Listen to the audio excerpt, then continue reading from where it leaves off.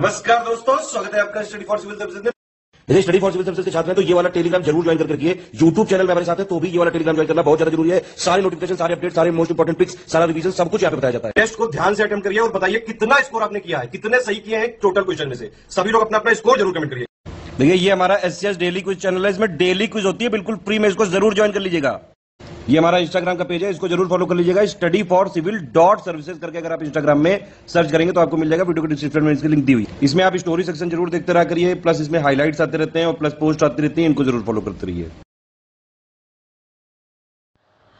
Greetings everyone. इस series में हम लोग UPPSC pre full length mock test को डिस्कस कर रहे हैं और ये हमारा टेस्ट नंबर 12 है।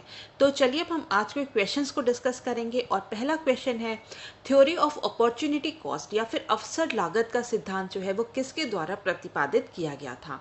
तो इसका आंसर है सी, गॉटफ्राइड हेब्रलर का। ठीक है, ये इनके द्वारा जो है थ्योरी ऑफ अपॉर्चुनिटी कॉस्ट दी गई थी और ये कब दी गई थी? 1936 में, 1936 में दी गई थी। और अपॉर्चुनिटी कॉस्ट होती क्या है, हम इसे यहाँ पे ये भी डिस्कस करेंगे। अपॉर्चुनिटी कॉस्ट वो होती है कि जो कि किसी भी वस्तु की वह राशि जो किसी भी, अगर हम कोई भी एक वस्तु बनाने के लिए जितनी हमें राशि लगती है उसको हम ना बना के हम किसी और वस्तु को बना रहे हैं उतने पैसे में, तो वो जो पहली जो वस्तु है उसके लिए जितनी भी राशि का हमने गिव अप किया है या फिर जितना भी हमने त्याग किया है उसको कहते हैं अपॉर्चुनिटी कॉस्ट। ठीक है, तो इसके बाद हम नेक्स्ट क्वेश्चन देखेंगे। नेक्स्ट क्वेश्चन है, निम्नलिखित में से कौन सा विकल्प सही ढंग से मेल नहीं खाता है। तो इसमें आंसर क्या होगा? इसमें है नन ऑफ द अबव। मतलब कि ये जो यहाँ पे जो तीनों ही जो ऑप्शंस दिए गए हैं, तीनों ही जो हैं यहाँ पे ठीक से पेयर किए गए हैं, तो इसलिए इसका आंसर क्या हो जाएगा? उपरोक्त में से कोई भी नहीं। तो लघु उद्योग विकास बैंक ऑफ इंडिया की स्थापना कब की गई थी? वो की गई थी 1990 में। Khadi village and industries commission की स्थापना जो है 1956 में की गई थी और एक्सपोर्ट इंपोर्ट बैंक की जो स्थापना है वो 1982 में की गई थी। नेक्स्ट क्वेश्चन, थर्ड क्वेश्चन, निम्नलिखित आर्थिक अवधारणा में से कौन सा यह इंगित करता है कि कर दरों में वृद्धि से कुल राजस्व में वृद्धि होती है? ठीक है, तो इसका आंसर क्या है? इसका आंसर है बी, मतलब कि लेफर कर्व। ठीक है, लेफर कर्व। ठीक है, तो लेफर कर्व क्या होता है? ये जो लेफर कर्व की जो थ्योरी है, ये जो है ये आर्थर लेफर एक इकोनॉमिस्ट थे, इन्होंने दिया था। ठीक है, और इन्होंने जो है टैक्स रेट और जितना भी जो हमारा जो टैक्स रेवेन्यू कलेक्ट होता है उसके बीच में जो है एक रिलेशनशिप को एस्टैब्लिश किया था और उन्होंने बताया था कि कभी कभी ऐसा भी देखा गया है कि जब हम टैक्स रेट को कम कर देते हैं तो हमारा रेवेन्यू कलेक्शन जो है वो ज़्यादा बढ़ जाता है। तो इसका आंसर क्या है? इसका आंसर है बी, मतलब कि लेफर कर्व। अच्छा, लॉरेंस कर्व क्या होता है? लॉरेंस कर्व वो होता है कि जो इनकम इनइक्वालिटी को जो है दर्शाता है। लॉरेंस कर्व जो है इनकम इनइक्वालिटी को दर्शाता है और ये जो है 1905 में लॉरेंस कर्व की थ्योरी जो है मैक्स लॉरेंस ने दी थी। ठीक है, इसके बाद हम नेक्स्ट क्वेश्चन देखेंगे, फोर्थ क्वेश्चन, जो कि मैच द फॉलोइंग से है और इसमें जो है यहाँ पे कुछ जो हमारे जो नए नए इन्वेंशंस हुए हैं उसको दिया गया है और ये और इसका इन्वेंटर कौन है, यहाँ पे सेकंड लिस्ट में वो दिया गया है और यहाँ पे हमें इसे मैच करना है। तो सबसे पहले अगर हम देखें तो जो एक्सरे है, ठीक है, एक्सरे के इन्वेंटर कौन थे? वो थे रॉयंटन-जेन। ठीक है, लेज़र के कौन थे? लेज़र के थे गोल्ड और इसके बाद कीमोथेरेपी के थे एहरलिच और सिटी स्कैन के थे हंस फील्ड। तो इसलिए इसका आंसर क्या हो जाएगा? आंसर हो जाएगा बी, 4, 1, 2 एंड 3। इसके बाद फिफ्थ क्वेश्चन देखेंगे, टोमोग्राफी किस लिए यूज होता है? ठीक है, टोमोग्राफी का प्रयोग किस लिए किया जाता है? तो इसका आंसर है बी, आंतरिक क्षेत्रों की छवियों के निर्माण के लिए, to create images of internal areas. ठीक है, टोमोग्राफी जो होता है इससे जो है 3D इमेज का जो है 3D इमेज बनाता है, जितने भी हमारे जो शरीर के जो इंटरनल एरियाज हैं उसकी 3D इमेज को बनाने के लिए जो है उसकी इमेज को प्राप्त करने के लिए टोमोग्राफी का यूज़ होता है। और इसी के चलते जो है अगर हमारे शरीर के अंदर कहीं कैंसर हो रहा है या फिर कहीं अल्सर है और कहीं सिस्ट है, ठीक है, कहीं गांठ है, तो उसका भी पता लगाया जा सकता है किससे? टोमोग्राफी से। सिक्स्थ क्वेश्चन, भारत में जीएसडीपी के संदर्भ में उत्तर प्रदेश की रैंक क्या है? ठीक है, तो इसका आंसर है सी, मतलब कि तीसरा स्थान किसका है जीएसडीपी में? उत्तर प्रदेश का स्थान कितना है? वो तीसरा है। और इसमें अगर हम बात करें तो सबसे फर्स्ट नंबर पे कौन से आती है? महाराष्ट्र। महाराष्ट्र की जो है इंडिया में जो है सबसे ज़्यादा जो है ग्रॉस स्टेट डोमेस्टिक प्रोडक्ट जो है किसका है? वो सबसे ज़्यादा महाराष्ट्र का है। और इसके बाद जो है यहाँ पे इसके बाद जो है इसके बाद तमिलनाडु का है। और थर्ड नंबर पे कौन है? थर्ड नंबर पे है यूपी। सेवेंथ क्वेश्चन, आंखों में एट्रोपिन का उपयोग किसके लिए किया जाता है? ठीक है, एट्रोपिन जो है एक दवाई होती है, तो उसका उपयोग किस लिए किया जाता है? उसका उपयोग जो है किया जाता है पुतली को सिकोड़ने के लिए। तो हमारा आंसर क्या हो जाएगा? ए हो जाएगा, constrict the pupil. Eighth question assertion reason वाला क्वेश्चन है। और असर्शन कहता है people living in high altitude have more red blood cells. ठीक है, जो भी लोग जो है ऊंची जो भी हाई एल्टीट्यूड पे रहते हैं या फिर जो जितने भी पर्वत पे जो पहाड़ों पे लोग रहते हैं, ठीक है, उनके अंदर क्या होता है? उनके अंदर रेड ब्लड सेल्स की मात्रा जो होती है वो ज़्यादा होती है। ये असर्शन बिल्कुल ही सही है। इसका रीज़न क्या दिया है? At higher altitude density of air जो है वो ग्रेजुअली जो है डिक्रीज होती रहती है। ठीक है, हायर एल्टीट्यूड पे क्या होता है? डेंसिटी ऑफ एयर जो है वो ग्रेजुअली डिक्रीज होती रहती है। तो ये भी जो इसका कारण जो है ये बिल्कुल सही दिया गया है। तो इसलिए इसका आंसर क्या हो जाएगा? हो जाएगा A. Both A and R true and R is the correct explanation of A. ठीक है, नेक्स्ट क्वेश्चन है नाइन्थ क्वेश्चन, जो कि फिर असर्शन और रीजन वाला क्वेश्चन है। और इसमें असर्शन क्या कहता है? Transport of carbon dioxide is much easier than transport of oxygen by blood. ये बिल्कुल असर्शन सही है, लेकिन इसका जो रीजन है ये सही तो है। Carbon dioxide in blood plasma reacts with water and form carbonic acid, ये सही तो है, लेकिन ये ठीक से क्या करता है? ठीक से असर्शन को जो है एक्सप्लेन नहीं कर रहा है। इसलिए इसका आंसर क्या हो जाएगा? वो हो जाएगा बी, कि दोनों सत्य हैं लेकिन आर जो है वो ए की सही से व्याख्या नहीं है। ठीक है, तो ऐसा होता क्यों है? जो कार्बन डाइऑक्साइड है, ठीक है, जो CO2 है, कार्बन डाइऑक्साइड क्या होता है?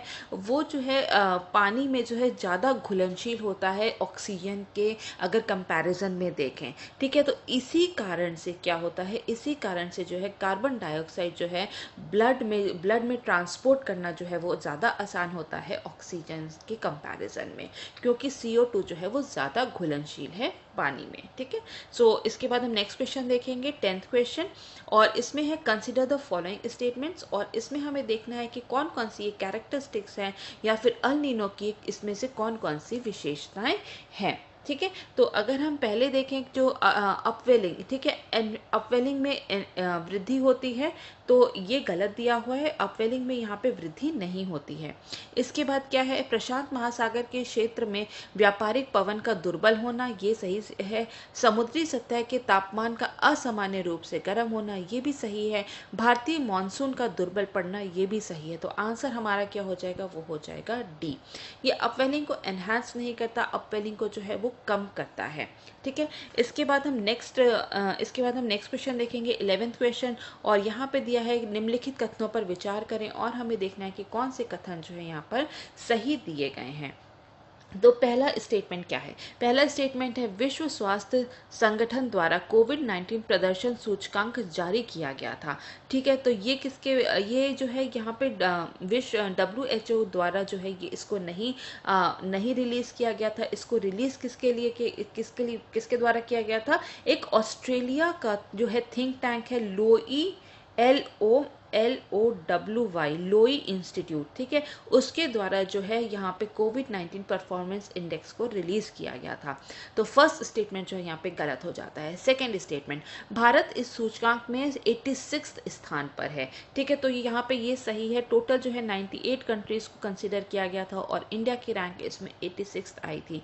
और इसमें, ठीक है, इसमें एक और फैक्ट है कि जिसमें जो है पूरे जो कोविड-19 परफॉर्मेंस इंडेक्स है, इसमें चाइना को इंक्लूड नहीं किया गया था, क्योंकि चाइना से जो है कोई भी हमें डेटा जो है अवेलेबल जो है नहीं हुआ था। पब्लिकली कोई भी अवेलेबल डेटा नहीं है चाइना से, इसलिए इस पूरे इंडेक्स में चाइना को इंक्लूड नहीं किया गया था। Next question 11th question, 12th question, consider the following statements, और इसमें हमें बताना है कि कौन कौन से स्टेटमेंट्स जो हैं वो सही हैं। तो सबसे पहले स्टेटमेंट क्या कहता है, सकल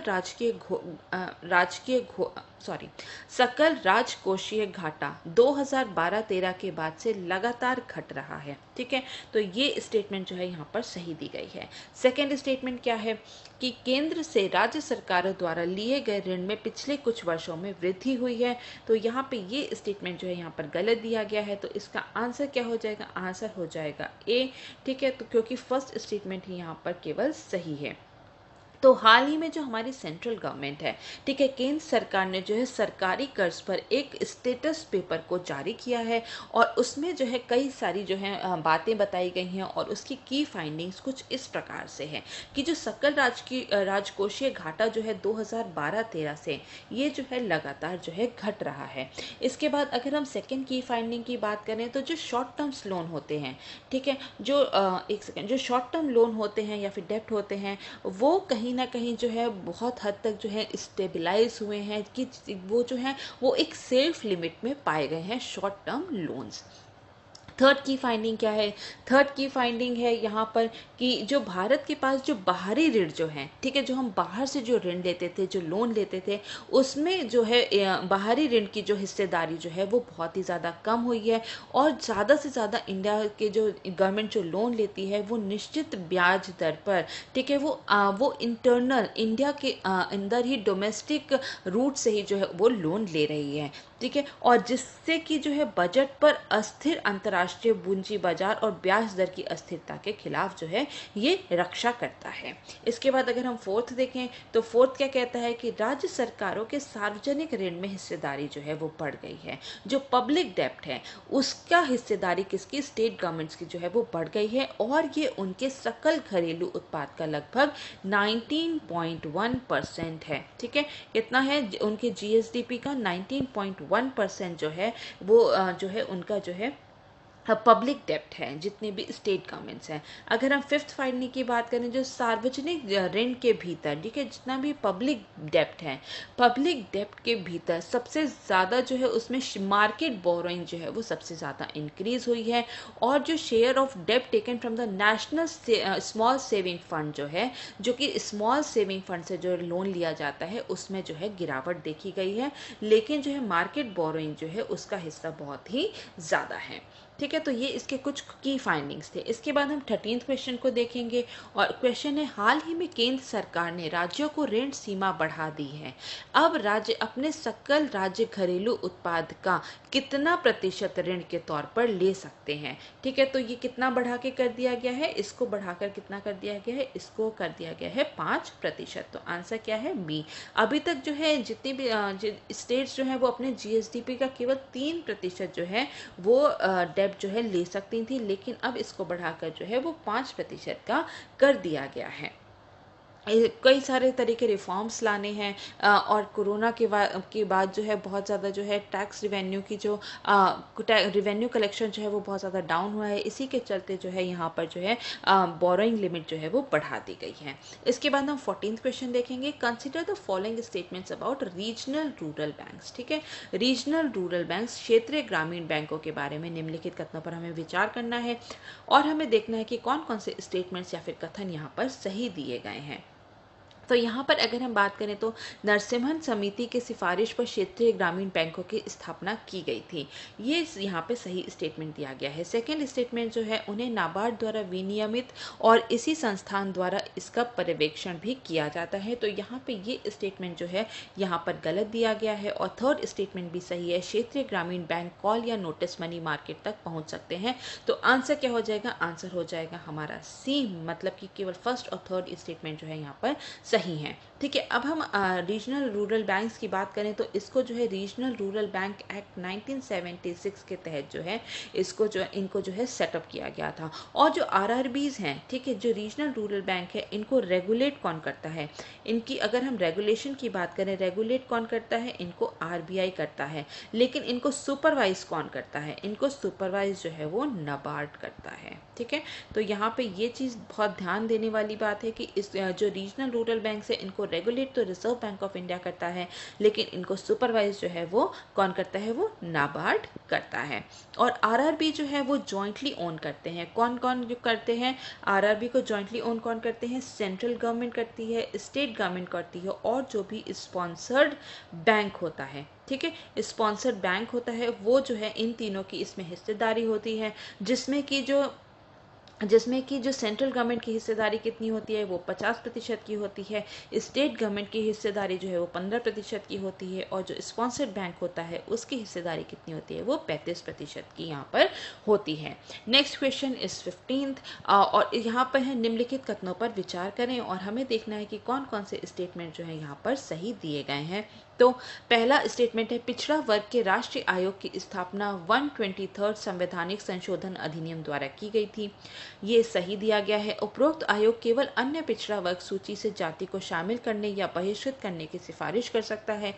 ये भी सही है। एनसीबीसी के सदस्यों का कार्यकाल और सेवा शर्तें संसद द्वारा तय की जाती हैं। तो ये स्टेटमेंट यहाँ पर गलत दिया गया है। तो आंसर क्या हो जाएगा, आंसर होगा डी, मतलब कि केवल फर्स्ट और सेकेंड स्टेटमेंट जो है यहाँ पर करेक्ट दी गई हैं।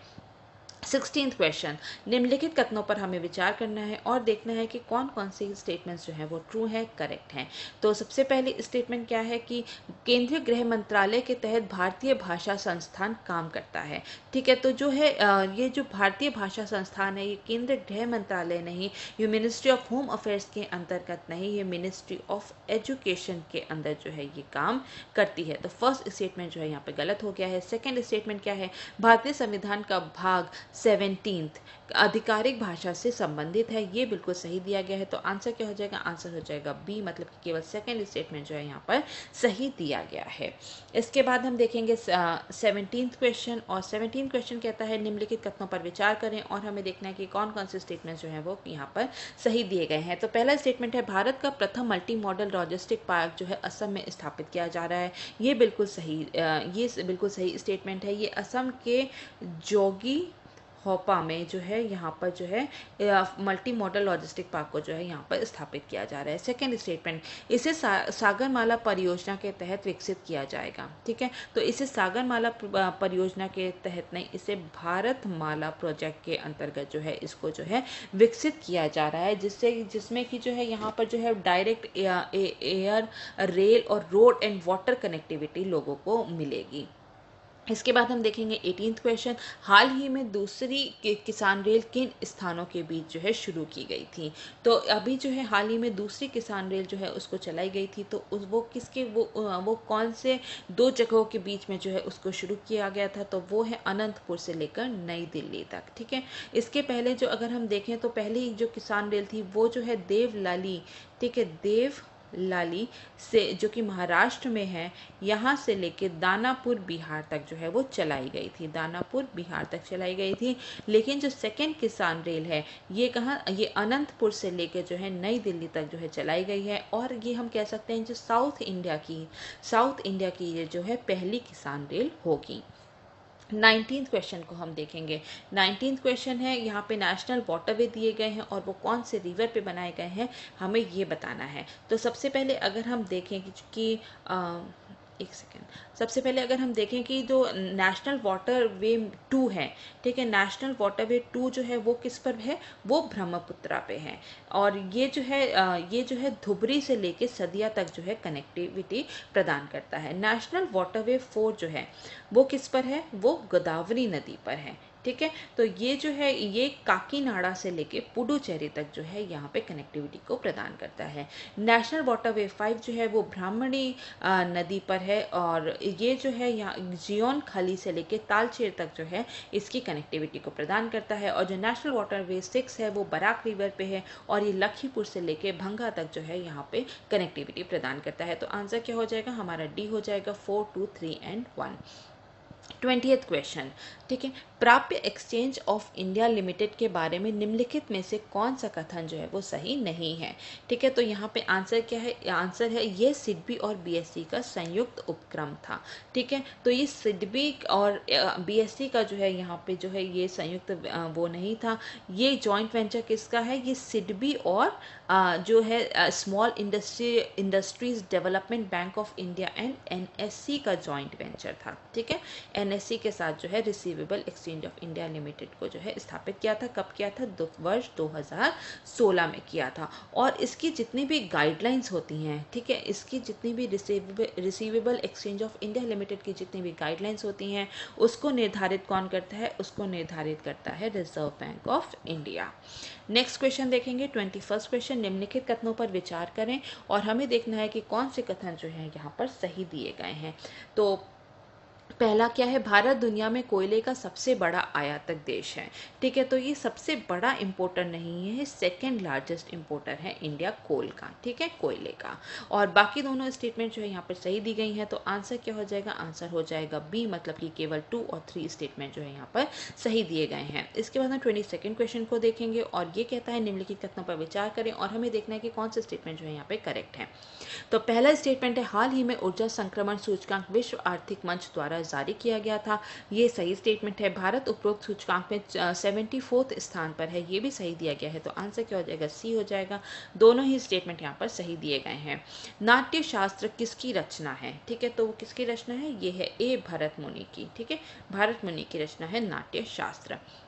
इसके बाद 24th क्वेश्चन देखेंगे, नीचे दिए गए कथनों पर हमें विचार करना है और हमें देखना है कि उपरोक्त कथन में से कौन से कथन जो है वो यहाँ पर सही दिए गए हैं। तो आंसर क्या है, भारत यूनेस्को की E9 पहल में शामिल एक सदस्य देश है, ये सही स्टेटमेंट है। E9 फोरम का उद्देश्य यूनेस्को की शिक्षा से संबंधित सभी पहल के लक्ष्य को प्राप्त करना है, ये भी सही स्टेटमेंट है। लेकिन थर्ड स्टेटमेंट जो है यहाँ पर गलत दिया गया है, तो आंसर क्या हो जाएगा, आंसर हो जाएगा बी, मतलब कि केवल फर्स्ट और सेकेंड स्टेटमेंट जो है यहाँ पर सही दिया गया है। ठीक है, तो यहाँ पर क्या है, E9 इनिशिएटिव को जो है यहाँ पे जो है किस लिए जो है लाया गया है, ताकि जितने भी सतत विकास लक्ष्य जो हैं उसको हम जल्दी से जल्दी जो है वो पूरा कर सकें। ठीक है, एक्सेलरेट कर सकें, उसमें तेज़ी लाने के लिए जितने भी हमारे सस्टेनेबल डेवलपमेंट गोल्स हैं उसके लिए जो है E9 इनिशिएटिव का जो है वो लाया गया है। और इसके जो टोटल जो है 9 मेंबर्स हैं। ठीक है, 9 मेंबर्स कौन कौन से हैं, बांग्लादेश है, ब्राज़ील है, चाइना है, इजिप्ट है, इंडिया है, इंडोनेशिया है, मेक्सिको है, नाइजीरिया है और पाकिस्तान है। ठीक है, और इस फोरम में दुनिया की आधी आबादी और दुनिया के 70%, ठीक है, जो 70% जो निरक्षर वयस्क हैं, जो इलिटरेट एडल्ट्स हैं, वो उनका प्रतिनिधित्व करते हैं ये 9 कंट्रीज। ठीक है, और इनका संबंध जो है केवल बच्चों, युवाओं और वयस्कों की जितने भी एडल्ट्स हैं उनकी शैक्षिक आवश्यकताओं में सुधार से है। ठीक है, तो जो अगर हम बात करें शैक्षिक आवश्यकता, ठीक है, एजुकेशन वाला जो है कौन सा सस्टेनेबल डेवलपमेंट गोल है, ठीक है, तो ये प्लीज़ आप हमको कमेंट सेक्शन में बताइएगा। ठीक है, कौन सा सस्टेनेबल डेवलपमेंट गोल है जो कि एजुकेशन से एसोसिएटेड है। इसके बाद हम नेक्स्ट क्वेश्चन देखेंगे, 25th क्वेश्चन, और वो कहता है नीचे दिए गए कथनों पर हमें विचार करना है और हमें देखना है कि कौन से कथन जो है यहाँ पर सही दिए गए हैं। तो पहला स्टेटमेंट क्या है, पेटेंट एक कंपनी व्यक्ति को एक आविष्कार के लिए सरकार द्वारा दिए गए विशेष अधिकार होते हैं, बिल्कुल सही दिया गया है। भारत में पेटेंट आवेदन के दाखिल होने की तारीख से 25 वर्ष की अवधि के लिए पेटेंट दिया जाता है, गलत, 20 वर्ष के लिए दिया जाता है। तो आंसर क्या हो जाएगा, ए हो जाएगा। 26th क्वेश्चन को देखेंगे, नीचे दिए गए कथनों पर विचार करें और कौन से करेक्ट स्टेटमेंट है हमें उनका चुनाव करना है। तो यहाँ पर पहला क्या है, चीन ने अपनी डिजिटल मुद्रा जो है RMB के पायलट परीक्षणों को लॉन्च किया है, बिल्कुल सही स्टेटमेंट है। डिजिटल RMB जो है के पायलट परीक्षण को लॉन्च किया है, सही स्टेटमेंट। स्वीडन, दक्षिण कोरिया और थाईलैंड ने अपने डिजिटल मुद्राओं के पायलट परीक्षण शुरू कर दिए हैं, ये भी सही स्टेटमेंट है। डिजिटल मुद्रा का इंटरनेट कनेक्शन की आवश्यकता नहीं होगी। ठीक है, तो ये स्टेटमेंट भी यहाँ पर सही दिया गया है। ठीक है, तो ये ध्यान में रखने वाली बात है कि जितनी भी डिजिटल करेंसी हैं उनके लिए जो है इंटरनेट कनेक्शन की आवश्यकता जो है वो नहीं पड़ती है। तो आंसर क्या हो जाएगा, डी हो जाएगा, all of the above. 27th question, निम्नलिखित में से कौन सा विकल्प जो है सही ढंग से मेल नहीं खाता है। तो इसका आंसर क्या है, इसका आंसर है सी, मतलब कि सेकेंड और थर्ड। ठीक है, असीरगढ़ दर्रा और शिपकिला। ठीक है, ये जो दोनों है ये ठीक ढंग से जो है यहाँ पर मेल नहीं खाते हैं। तो गोरम घाट कहाँ पर है? ये है राजस्थान में। असीरगढ़ दर्रा कहाँ पर है? ये हिमाचल प्रदेश में नहीं है, ये कहाँ पर है? ये मध्य प्रदेश में है। और ये सतपुड़ा रेंज पर जो है अवस्थित है, सतपुड़ा रेंज में। और ये जो नर्मदा वैली और ताप्ती वैली को जो है ये जोड़ता है, कनेक्ट करता है असीरगढ़ पास। इसके बाद अगर हम शिपकिला पास की बात करें तो ये कहाँ पर है? ये सिक्किम में नहीं, ये हिमाचल प्रदेश में है। तो इसलिए जो सेकेंड थर्ड जो है यहाँ पे जो है ये दोनों ही जो पेयर हैं ये रॉन्ग दिए गए हैं। तो आंसर क्या हो जाएगा? ये हो जाएगा हमारा सी, मतलब कि सेकेंड और थर्ड, क्योंकि यहाँ पे पूछा है मेल नहीं खाता है। ठीक है, इसके बाद हम देखेंगे नेक्स्ट क्वेश्चन जो कि है 28th क्वेश्चन। और इसमें हमें कुछ स्टेटमेंट्स दिए गए हैं, कथन दिए गए हैं कारामासा नदी के बारे में। ठीक है, कारामासा नदी के बारे में निम्नलिखित कथनों पर हमें विचार करना है और हमें देखना है कि कौन से स्टेटमेंट्स जो हैं यहाँ पर सही दिए गए हैं। तो पहला स्टेटमेंट क्या है? पहला स्टेटमेंट है ये कैमूर जिले से निकलती है, ये सही स्टेटमेंट है। सेकंड स्टेटमेंट है ये ब्रह्मपुत्र नदी की एक सहायक नदी है, तो ये यहाँ पे गलत स्टेटमेंट है। तो आंसर क्या हो जाएगा? ए हो जाएगा, क्योंकि यहाँ पे केवल फर्स्ट स्टेटमेंट जो है यहाँ पे सही दी गई हुई है। ओके, तो यहाँ पर थोड़ी सी स्पेलिंग मिस्टेक है, ये कारामासा नहीं है, कर्मनाशा है। ठीक है, कर्मनाशा रिवर है। कर्मनाशा रिवर जो है ये कैमूर डिस्ट्रिक्ट बिहार से जो है निकलती है और ये ब्रह्मपुत्र नदी की एक सहायक नदी नहीं है। ये किसकी ट्रिब्यूटरी है? ये गंगा नदी की जो है ट्रिब्यूटरी है। ठीक है, तो यहाँ पे जो फर्स्ट स्टेटमेंट जो है वो सही दिया गया है, सेकंड स्टेटमेंट गलत है, तो आंसर हो जाएगा हमारा ए। ठीक है, तो एक कर्मनाशा नदी है। 29 की बात करेंगे, विश्व का सबसे ऊंचा रेलवे पुल किस नदी पर बनाया जा रहा है? और इसका आंसर है डी, मतलब कि चेनाब। ठीक है, नेक्स्ट है 30th क्वेश्चन, रबी की फसल निम्नलिखित में से कौन सी है? तो इसमें से कौन कौन सी रबी की फसल है यहाँ पर जो दिए गए हैं, उसमें जो केवल फर्स्ट और थर्ड है जौ और ग्राम। ठीक है, बार्ले और ग्राम जो है केवल यही जो है रबी क्रॉप है, बाकी सब जो है यहाँ पर जो है खरीफ क्रॉप्स हैं। तो इसलिए आंसर क्या हो जाएगा? वो हो जाएगा बी 1 और 3। 31st question, gender gap index के संदर्भ में निम्नलिखित कथनों पर विचार करें। ठीक है, तो और इसमें हमें जो है यहाँ पे जो बताना है कि कौन कौन से स्टेटमेंट जो है यहाँ पर करेक्ट दिए गए हैं। तो पहला स्टेटमेंट क्या है? ये विश्व आर्थिक मंच द्वारा जारी किया गया है, वर्ल्ड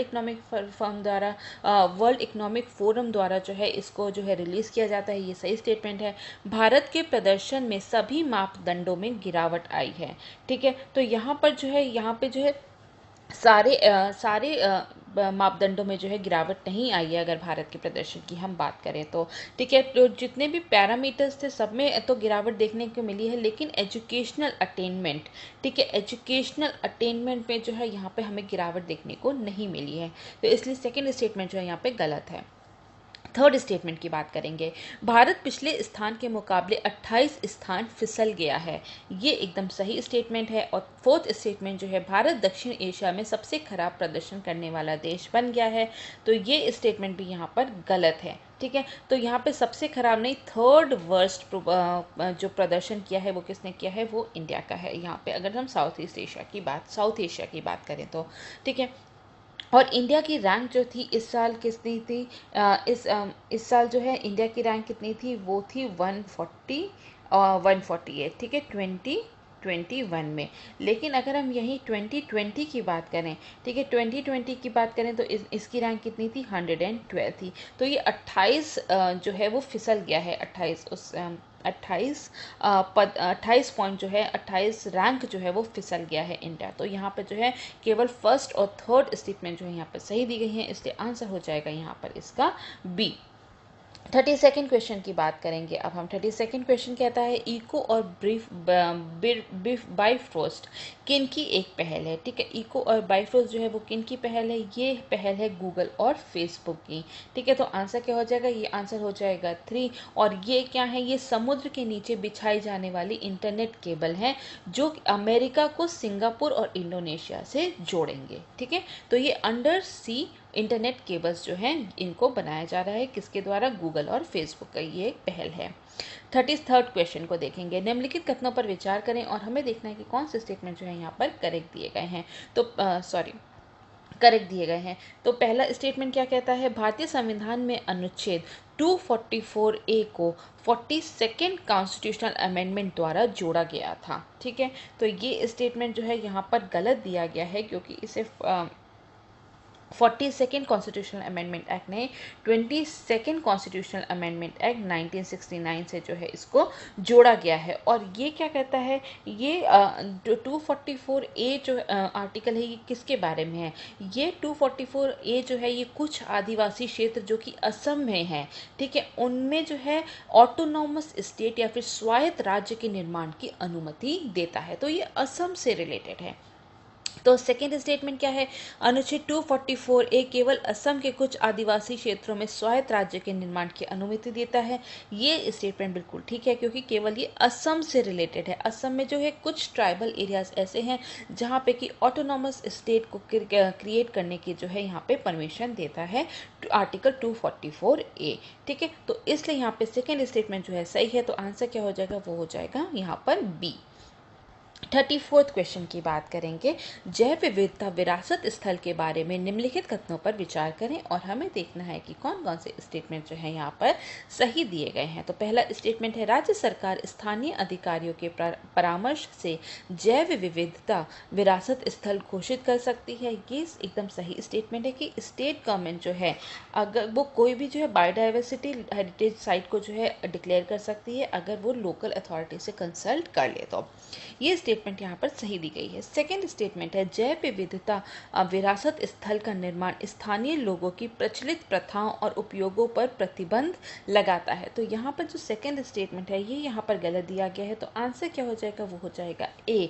ठीक है, तो जो आर्टिकल जो है जैव विविधता अधिनियम 2002 जो है बायोलॉजिकल डाइवर्सिटी एक्ट 2002 में जो उसका जो सेक्शन 37 है, ठीक है, उसके तहत क्या कहते हैं कि स्थानीय निकायों के परामर्श से जितनी भी लोकल अथॉरिटीज़ हैं उनके परामर्श से, उनके कंसल्टेशन से जितनी भी राज्य सरकार है या स्टेट गवर्नमेंट है वो जैव विविधता महत्व के क्षेत्रों को जैव विविधता विरासत स्थलों के रूप में अधिसूचित कर सकती है, उसको जो है नोटिफाई कर सकती है।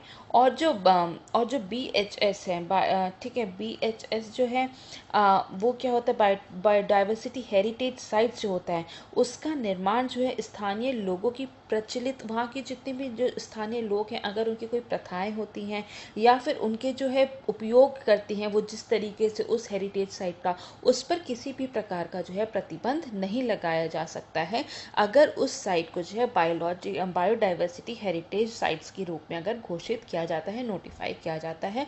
तो वहाँ पे जो लोकल पीपल जो है उनकी प्रथाओं पर और उनके जो वो किस तरीके से उस साइट को यूज़ करते हैं उस पर किसी भी प्रकार का प्रतिबंध जो है वो नहीं लगाया जा सकता है।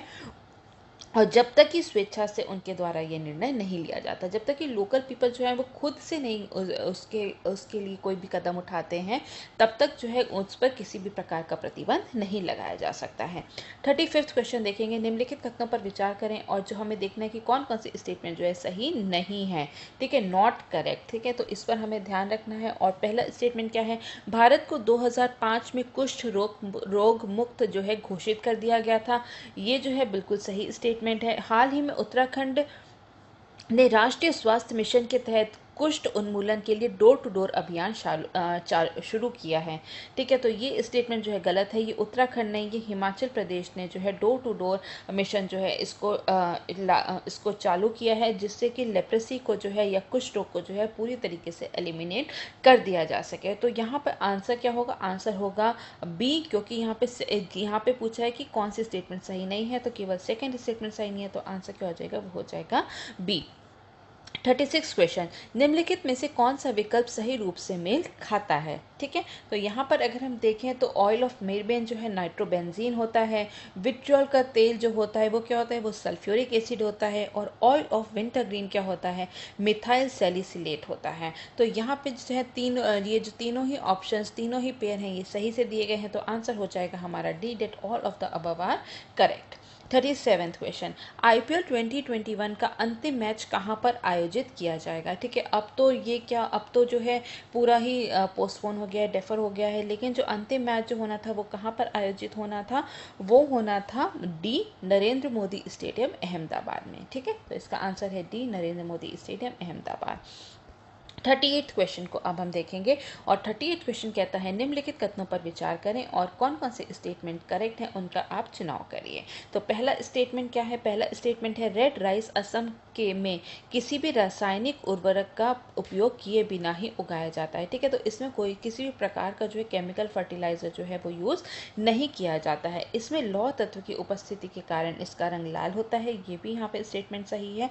और यहाँ पे जो आंसर क्या होगा वो हो जाएगा सी। और रिसेंटली हाल ही में हमने देखा है कि इंडिया ने रेड राइस को कहाँ पर एक्सपोर्ट किया है? वो किया है USA में, यूनाइटेड स्टेट ऑफ अमेरिका में। 39 क्वेश्चन, यहाँ पे दो सूची दी गई है और हमें वहाँ पे इनका मैच करना है। तो सबसे पहले क्या है? वर्ल्ड वाइल्ड लाइफ डे, ये कब मनाया जाता है? March 3 को। ठीक है, March 3 को।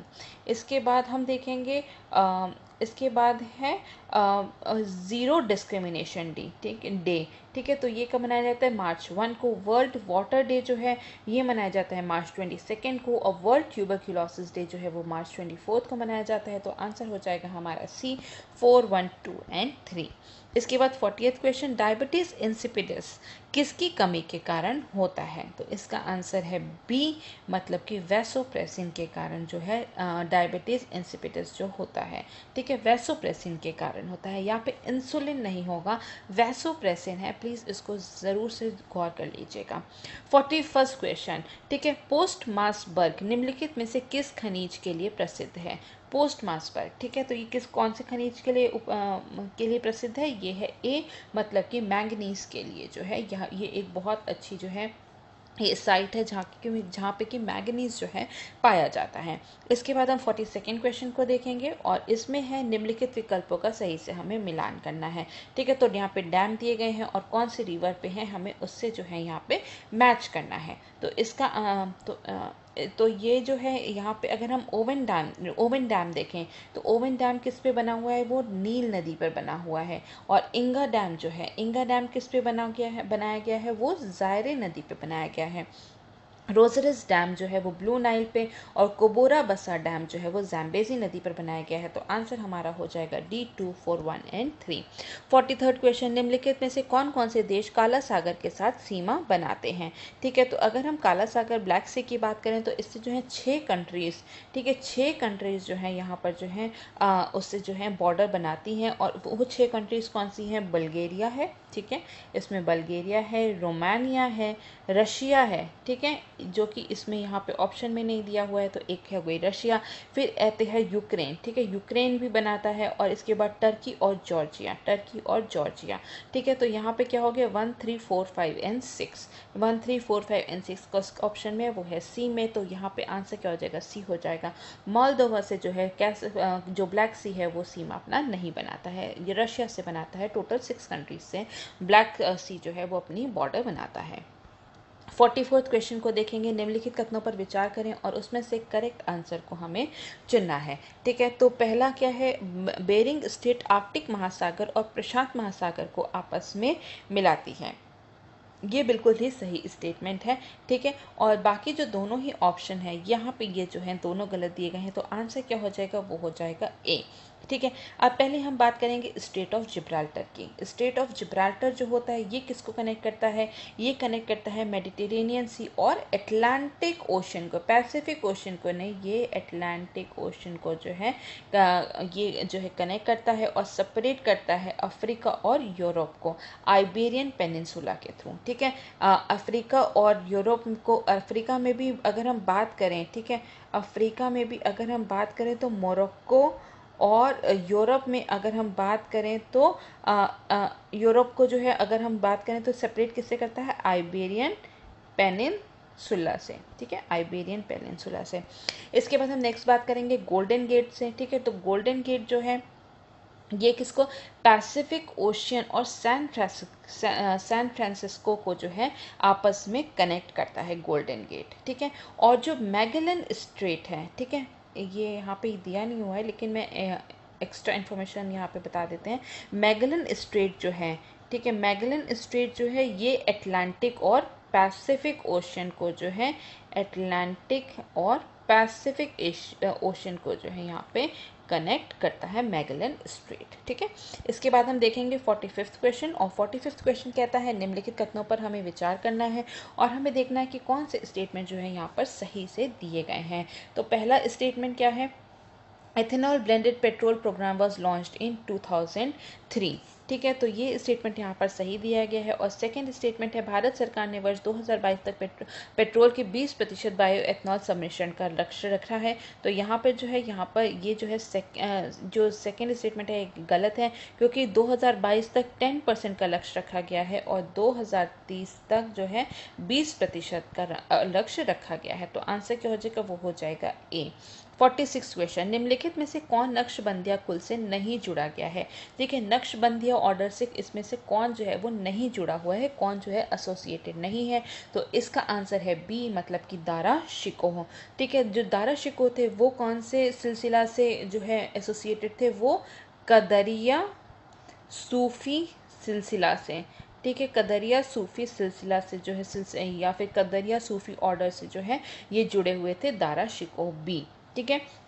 और नक्शबंदिया ऑर्डर, अगर हम नक्शबंदिया कुल की बात करें तो इसको जो है, इसके फाउंडर कौन थे, इसके फाउंडर थे बहाउद्दीन, ठीक है, बहाउद्दीन नक्शबंद, ठीक है। और इन्होंने जो है 14th सेंचुरी में इसकी जो है स्थापना की थी, 14th सेंचुरी में। इसके बाद हम 47th क्वेश्चन देखेंगे, और 47th क्वेश्चन है which of the following pair is not correctly match. तो इसका आंसर है बी, मतलब कि केवल जो सेकंड है वो वाला पेयर जो है यहाँ पे ऑप्शन जो है वो सही से मैच नहीं है, मतलब कि राग गोविंद जो है किसके द्वारा लिखी गई थी, वो लिखी गई थी मीराबाई के द्वारा, ठीक है। तो सेकंड यहाँ पे केवल जो सेकंड पेयर है वो यहाँ पर गलत दिया गया है। अब हम 48 क्वेश्चन को देखेंगे। भारतीय परिषद अधिनियम 1861 के बारे में निम्नलिखित में से कौन सा कथन जो है वो सही नहीं है। तो यहाँ पे जो ए दिया हुआ है, ठीक है, बंगाल प्रेसिडेंसी की विधायी शक्तियों को बहाल करके विकेंद्रीकरण की प्रक्रिया को शुरू किया गया था। तो ये स्टेटमेंट जो है यहाँ पे रॉन्ग दिया गया है, ठीक है। यहाँ पे जो है इंडियन काउंसिल एक्ट 1867 जो है इसके अंतर्गत क्या किया गया था, इसके अंतर्गत बम्बई और मद्रास की विधायी शक्तियों को बहाल करके विकेंद्रीकरण की प्रक्रिया को शुरू की गई थी। और बंगाल, यूपी प्रोविंस और उत्तर पश्चिम प्रांत और पंजाब में विधान परिषदों को गठन करने का प्रस्ताव भी इसमें रखा गया था। तो यहाँ पे आंसर क्या हो जाएगा, वो हो जाएगा ए। इसके बाद हम देखेंगे 49th, ठीक है। तो यहाँ पे जो है बंगाल प्रेसिडेंसी को जो है यहाँ पे नहीं दिया गया था, ठीक है। रिस्टोर कौन सी प्रेसिडेंसी को किया गया था, बॉम्बे एंड मद्रास प्रेसिडेंसीज को जो है यहाँ पे रिस्टोर किया गया था। इसके बाद हम 49th क्वेश्चन को देखेंगे कि निम्नलिखित कथनों पर हमें विचार करना है और हमें देखना है कि कौन से स्टेटमेंट जो है यहाँ पर सही दिए गए हैं। तो पहला स्टेटमेंट है इंडियन होम रूल सोसाइटी की स्थापना श्यामजी कृष्ण वर्मा ने लंदन में की थी, सही स्टेटमेंट। केवल भारतीयों को ही उपरोक्त सोसाइटी सदस्य बनने की अनुमति थी, ये भी सही स्टेटमेंट। तो आंसर क्या हो जाएगा, वो हो जाएगा सी। 50th क्वेश्चन, इसमें ये असर्शन और रीजन वाला क्वेश्चन है और इसमें क्या कहता है कि fly ash improves crop productivity and soil health, बिल्कुल सही कहा गया है। और सेकंड, इसका रीज़न क्या दिया गया है, fly ash is rich in nutrients and increases the water holding capacity of the soil. तो ये रीज़न भी यहाँ पर सही दिया गया है। तो आंसर क्या हो जाएगा, वो हो जाएगा ए। इसके बाद हम 51st क्वेश्चन की बात करेंगे। रैले आयोग में निम्नलिखित में से कौन कौन शामिल थे, ठीक है। रैले आयोग जैसे कि हम जानते हैं ये किससे रिलेटेड है, ये रिलेटेड है एजुकेशन से, ठीक है। रैले आयोग जो है, रैले कमीशन जो है किससे रिलेटेड है, पहली बात तो ये एजुकेशन से रिलेटेड है। और इसमें जो है कौन कौन शामिल थे अब हम उनको देखेंगे, ठीक है। तो इसमें जो 3 और 4 हैं, सैयद हुसैन बेलग्रामी और गुरुदास बनर्जी, ठीक है, इंडिया से जो है केवल यही दोनों, इन्होंने ही इसमें जो है इन्हीं को इंडिया को जो रिप्रेजेंट किया था। तो उसमें कौन कौन से हैं, सैयद हुसैन बेलग्रामी और गुरुदास बनर्जी। तो आंसर क्या हो जाएगा, सी हो जाएगा, मतलब कि केवल 3 और 4। 52nd क्वेश्चन, निम्नलिखित कथनों पर विचार करना है और हमें देखना है कि कौन से स्टेटमेंट जो है यहाँ पर सही दिए गए हैं।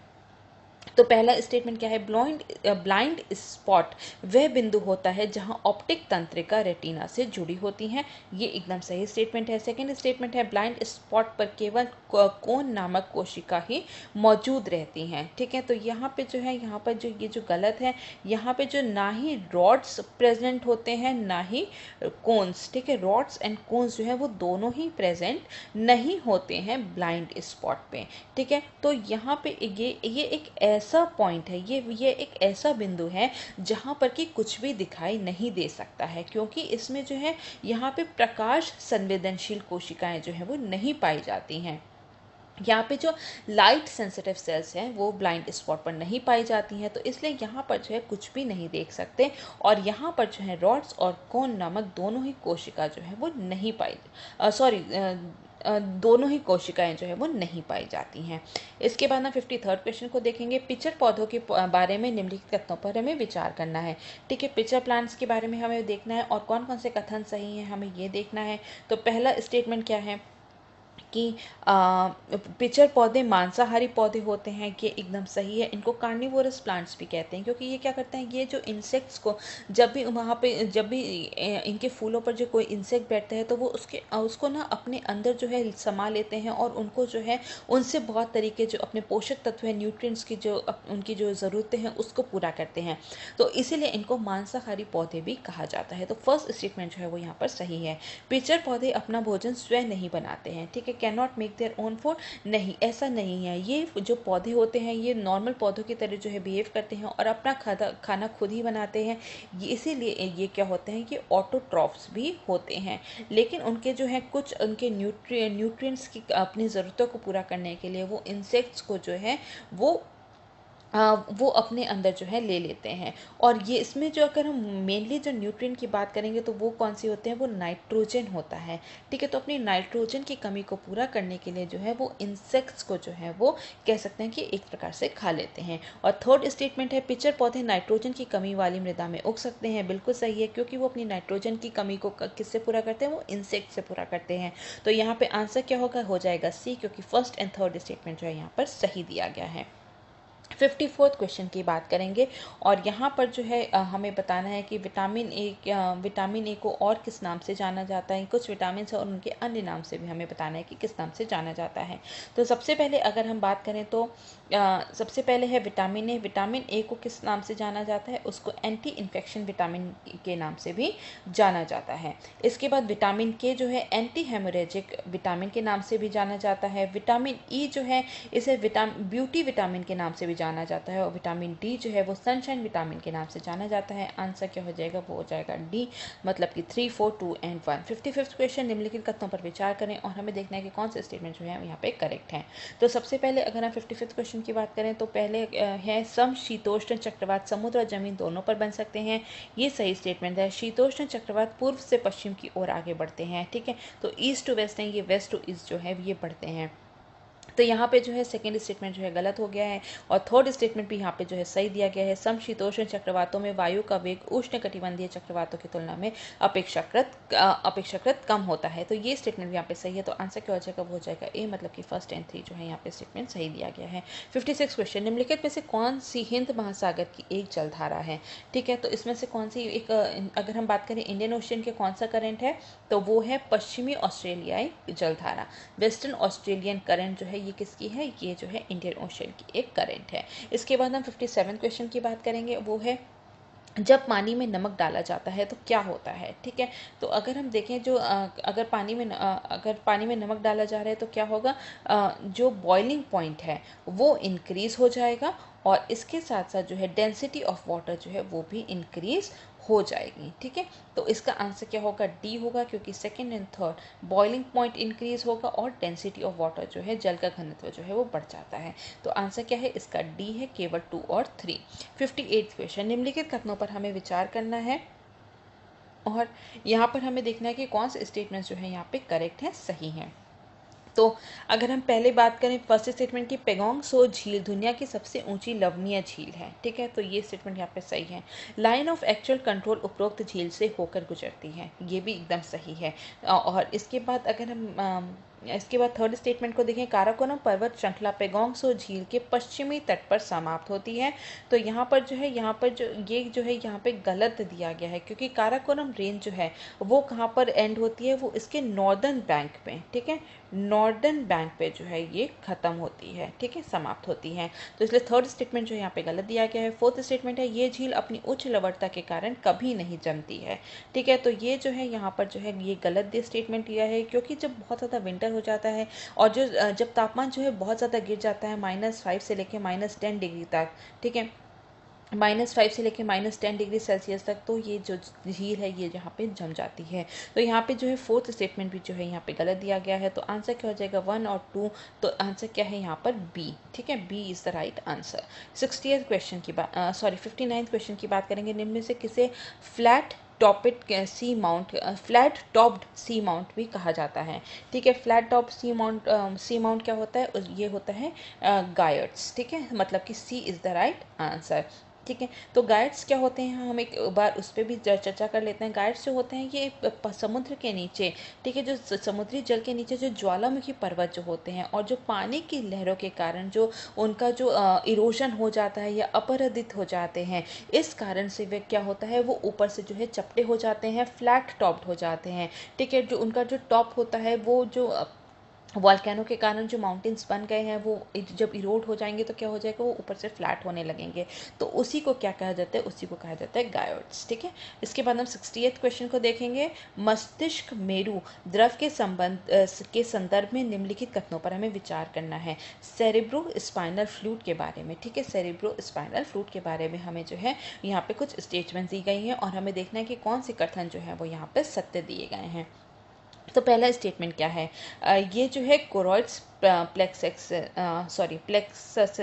द्वारा निर्मित की जाती है, ये बिल्कुल सही स्टेटमेंट है। इसका मुख्य कारण मस्तिष्क और रीढ़ की हड्डी को झटके अवशोषित करने में सक्षम बनाना है, ठीक है। जितना भी अगर हमारे ब्रेन या फिर स्पाइनल कॉर्ड में जर्क लगता है तो उससे जो है हमें बचाता है, ये स्टेटमेंट भी यहाँ पे सही दी गई है। तो आंसर क्या हो जाएगा, वो हो जाएगा सी। 61st क्वेश्चन, निम्नलिखित में से कौन सा देश जो है एशियाई हाथियों का वास स्थल है। तो यहाँ पे नेपाल, भारत, भूटान और म्यांमार, ये चारों ही जो है एशियन, यहाँ पे चारों ही जगह जो है एशियन एलिफेंट्स जो है पाए जाते हैं। तो आंसर हो जाएगा डी 1, 2, 3 एंड 4। 62nd क्वेश्चन अब हम देखेंगे और ये है हुरून ग्लोबल रिच लिस्ट 2021 द्वारा निम्नलिखित में से किस अरबपति को दुनिया का सबसे अमीर व्यक्ति घोषित किया गया है। तो इसका आंसर क्या है, इसका आंसर है ए, टेस्ला के मालिक एलन मस्क, ठीक है। ये इनको जो है richest man of the year for the year 2021 का जो है यहाँ पे उनको डिक्लेयर किया गया है। इसके बाद हम 63rd क्वेश्चन को देखेंगे। भारत के लिए लिखित संविधान का विचार किसके द्वारा प्रस्तावित किया गया था, ठीक है। तो इसका आंसर क्या है, इसका आंसर है बी, क्रिप्स मिशन 1942, ठीक है। इसके बाद हम 64 देखेंगे। निम्नलिखित में से किस अधिनियम के माध्यम से भारत बर्मा के विभाजन का मुख्य प्रावधान किया गया था, ठीक है। तो इंडिया और बर्मा का पार्टीशन जो था तो वो किस अधिनियम के माध्यम से किया गया था। तो इसमें जो है इसका आंसर है बी, मतलब कि भारतीय प्रशासन अधिनियम 1935 एक्ट। तो ठीक है, गवर्नमेंट ऑफ इंडिया एक्ट 1935 के एक्ट जो है, एक्ट के अंतर्गत जो है इंडिया और म्यांमार का या फिर इंडिया और बर्मा का जो विभाजन का मुख्य प्रावधान जो है वो किया गया था। और तो भारतीय प्रशासन अधिनियम 1935 में बर्मा को भारत से अलग करने का प्रावधान किया गया था और बर्मा जो है वर्ष 1937 में, ठीक है, 1937 में जो है भारत से विभाजित हुआ था, ठीक है। 1935 में तो यहाँ पे प्रस्ताव पारित हुआ था और उसके 1937 में वो अलग हो गया था।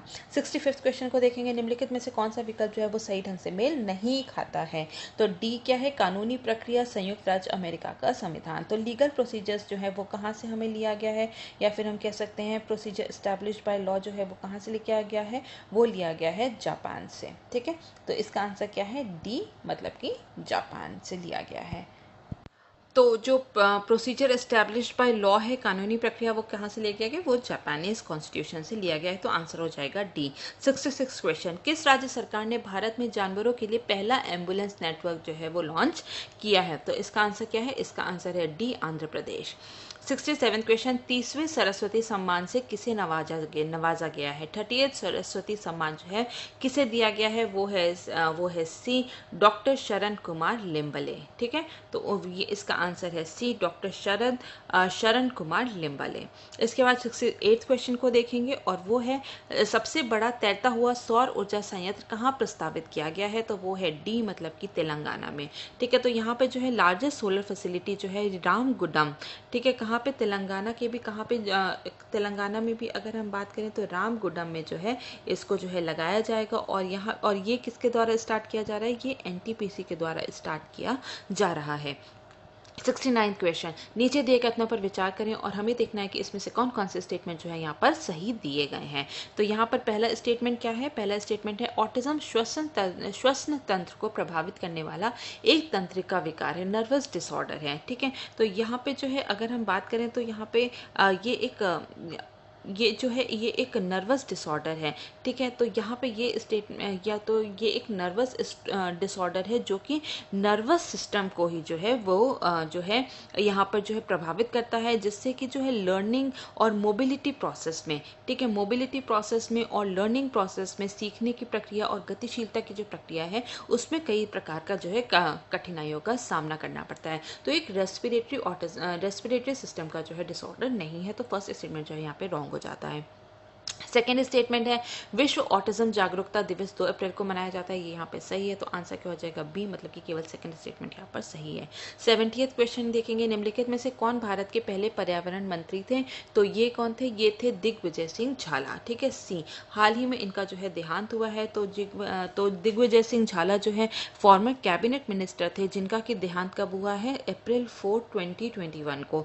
ठीक है, और ये बहुत ज़्यादा जो है ये न्यूज़ में भी थे और ये पहले इंडिया के पहले एनवायरनमेंट मिनिस्टर थे, जिन्होंने कि मतलब कि इंडिया के जो पहले एनवायरनमेंट मिनिस्टर थे, जिन्होंने कि जो इस पद पे जो है 1982 से लेके 1984 तक बने रहे थे। तो इंडिया के फर्स्ट एनवायरनमेंट मिनिस्टर कौन थे? वो थे दिग्विजय सिंह झाला, जिनका हाल ही में जो है निधन हुआ है। 71st क्वेश्चन, नीचे दिए गए कथनों पर हमें विचार करना है और उसमें से कौन कौन से कथन जो है सही है, हमें उसका चुनाव करना है। तो पहला स्टेटमेंट क्या कहता है? डॉक्टर चिंतन वैभव अटल इनोवेशन मिशन के नव नियुक्त मिशन निदेशक हैं। ये यहाँ पर जो है स्टेटमेंट सही दी गई है। और सेकंड स्टेटमेंट है Atal innovation mission works under the aegis of ministry of science and technology. नहीं, ये किसके अंतर्गत काम करता है? ये नीति आयोग के अंतर्गत जो है वो काम करता है। तो आंसर क्या हो जाएगा? वो हो जाएगा ए मतलब कि only first statement. 72nd question, Namami Gange परियोजना कब शुरू की गई थी? ठीक है, तो ये जो है जुलाई 10 वर्ष 2014 को जो है यहाँ पे लॉन्च की गई थी। तो आंसर क्या हो जाएगा? वो हो जाएगा ए। निम्नलिखित में से कौन सा देश जो है 2021 में अंतर्राष्ट्रीय मुद्रा कोष IMF में शामिल होने वाला 190th देश जो है वो बन गया है? तो ये कौन सा है? ये है अंडोरा। ठीक है, डी मतलब कि D is the right answer. ठीक है, ये जो है ये बहुत ही छोटी सी एक कंट्री है जो कि पेरिस और स्पेन के बीच में जो है ये जो है स्थित है। 74th क्वेश्चन, एला जो कि एक कृत्रिम बुद्धिमत्ता आधारित पुलिस उपकरण है को किस देश द्वारा अपने पुलिस बल में शामिल किया गया है? तो इसका आंसर क्या है? ए मतलब कि केन्या द्वारा जो है इसको अब पुलिस बल में जो है शामिल किया गया है। और एला का मतलब क्या है? Electronic life like assistant. ठीक है, इलेक्ट्रॉनिक लाइफ लाइक असिस्टेंस। ठीक है, लाइफ लाइक असिस्टेंस, तो इसका मतलब क्या है? एला है। ठीक है, और यहाँ पे क्या होगा? यहाँ पे एला एक आभासी सहायक है जिसे पुलिस स्टेशनों में कतारों को कम करने की, ठीक है, जो पुलिस स्टेशन में जो लाइनें लगती हैं, मतलब कतारों को कम करने में मदद करने के लिए 2 नए डिजिटल पुलिस कियोस्क पर तैनात किया गया है। ठीक है, इसके बाद हम 75th क्वेश्चन को देखेंगे और ये जो है मैच द फॉलोइंग वाले क्वेश्चन है। तो सबसे पहले अगर हम बात करें तो यहाँ पे क्या है? Cracking the code. ठीक है, क्रैकिंग द कोड किसका इनिशिएटिव है? क्रैकिंग द कोड जो है इनिशिएटिव है आयुष्मान खुराना का। इसके बाद योर बेस्ट इज टुडे। ठीक है, your best today is today जो है ये किसकी रचना है? ये है अनुपम खेर की।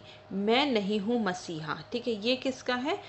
ये है सोनू सूद का, और अनफिनिश जो है ये प्रियंका चोपड़ा की है। तो यहाँ पे आंसर क्या हो जाएगा? मतलब कि 4, 3, 2 and 1, B is the right answer.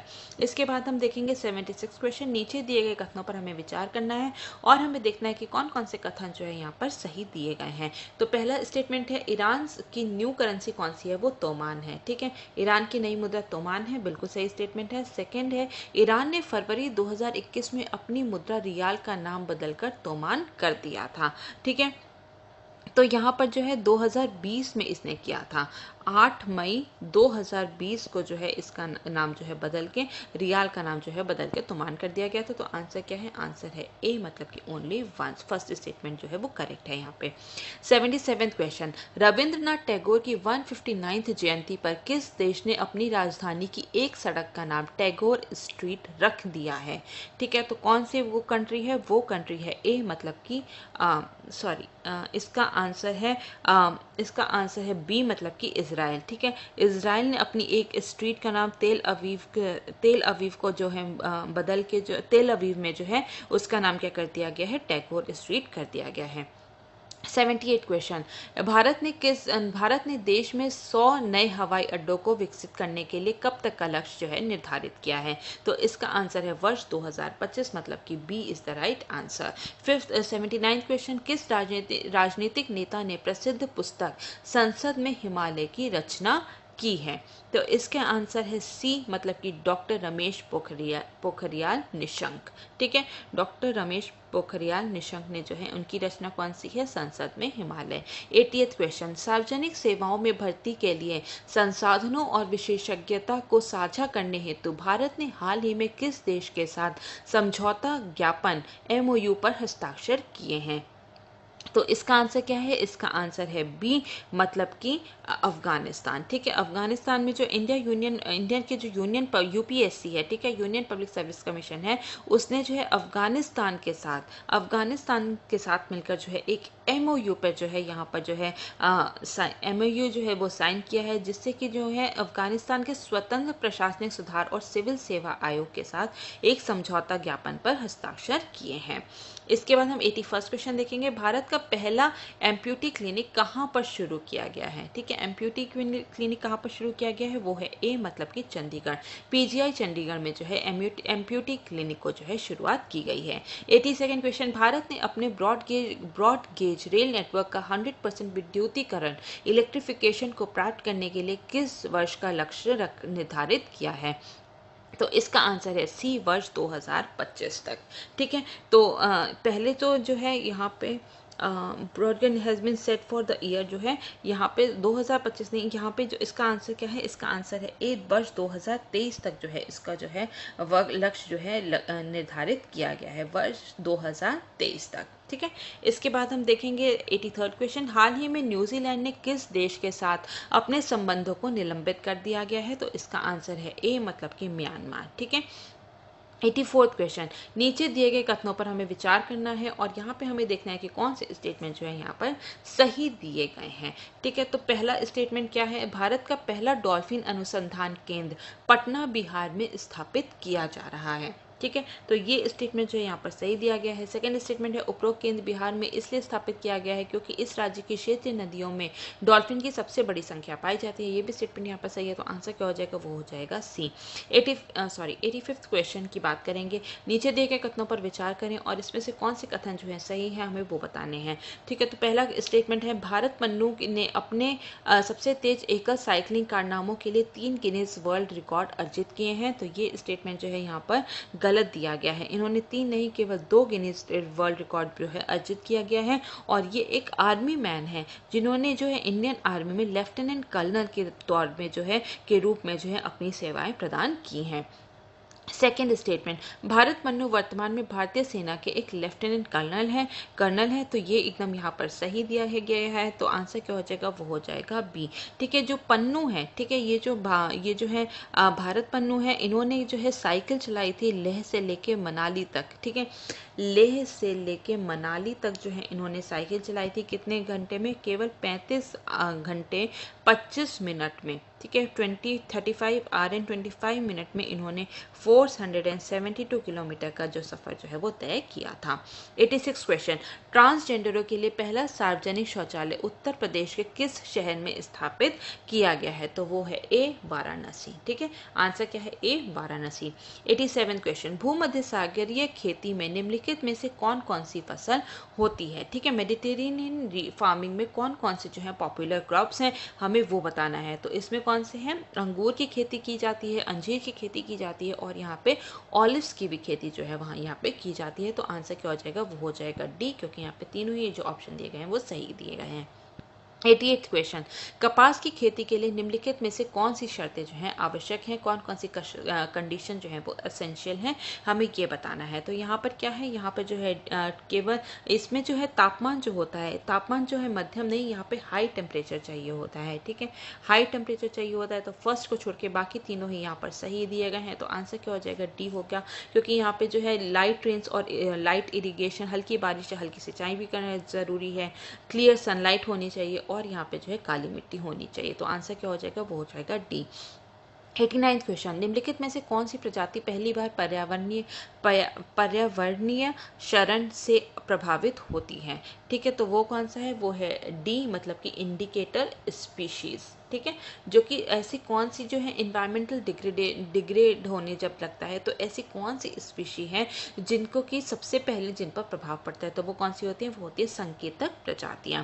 90th question, निम्नलिखित कथनों पर हमें विचार करना है और यहाँ पे कहता है कि हरियाणा ने नवंबर 2020 में राइट टू रिकॉल बिल को मंजूरी दे दी है, बिल्कुल सही स्टेटमेंट है। सेकेंड स्टेटमेंट है, ये विधेयक यह प्रावधान करता है कि पंचायती राज संस्थाओं के वे निर्वाचित सदस्य जो प्रदर्शन करने में विफल रहते हैं उनके वोटरों द्वारा उनका कार्यकाल रद्द किया जा सकता है, ये भी स्टेटमेंट सही है। उपरोक्त विधायक में ग्रामीण निकायों में महिलाओं को 25% आरक्षण दिया गया है, ये स्टेटमेंट जो है गलत है। तो आंसर क्या हो जाएगा? फर्स्ट एंड सेकेंड, ठीक है। राइट टू रिकॉल बिल जो है ये 25% रिजर्वेशन वुमेन रिजर्वेशन की बात 50% रिजर्वेशन वुमेन रिजर्वेशन की बात करता है रूरल बॉडीज में, ठीक है। इसके साथ साथ the bill also proposes 8% reservation to more disadvantaged among the backward classes, ठीक है। इस विधेयक में पिछड़े वर्गों के बीच में अधिक वंचितों को 8% आरक्षण देने का प्रस्ताव किया गया है। इसके बाद 91st क्वेश्चन को देखेंगे। भारत को अपना अंतरिम संविधान प्रदान करने के लिए निम्न में से किसे जाना जाता है, ठीक है। तो इसका आंसर क्या है? इसका आंसर है डी, मतलब कि government of India act 1935। 92nd question की बात करेंगे। जीभ को सहारा देने वाली यू आकार की हड्डी कौन सी है, उसको क्या कहते हैं? यू शेप बोन जो है हमारी जो टंग को सपोर्ट, हमारी जो जीभ को सपोर्ट करती है, उसे क्या कहते हैं? उसे कहते हैं ह्योइड, ठीक है। तो आंसर क्या होगा? आंसर होगा बी, ठीक है, आंसर है इसका बी, ठीक है। ये एक यू शेप बोन होती है जो कि हमारी एंटीरियर नेक में, ठीक है, पूर्व गर्दन जो पीछे की गर्दन होती है वहाँ पर जो है यहाँ पर लोकेटेड होती है और यहाँ पे जो है ये जो है हमारे निचले जबड़े और थोड़ी जो हमारी जो ठुड्डी होती है, जो चिन होती है और लैरिंग्स के सबसे बड़े उपास्थि के बीच में जो है स्थित होती है। इसके बाद 93rd क्वेश्चन को देखेंगे। निम्नलिखित कथनों पर हमें विचार करना है और इसमें हमें देखना है कि कौन से उपरोक्त कथन जो है यहाँ पर सही दिए गए हैं। तो पहला स्टेटमेंट है पर्नीशियस एनीमिया एक ऐसी बीमारी है जिसमें शरीर भोजन से विटामिन B12 को अवशोषित नहीं कर पाता है, सही स्टेटमेंट। लाल रक्त कोशिकाओं के उत्पादन के लिए विटामिन B12 की आवश्यकता होती है, ये भी सही स्टेटमेंट है। तो आंसर क्या हो जाएगा? आंसर हो जाएगा सी, क्योंकि दोनों स्टेटमेंट यहाँ पे सही दिए गए हैं।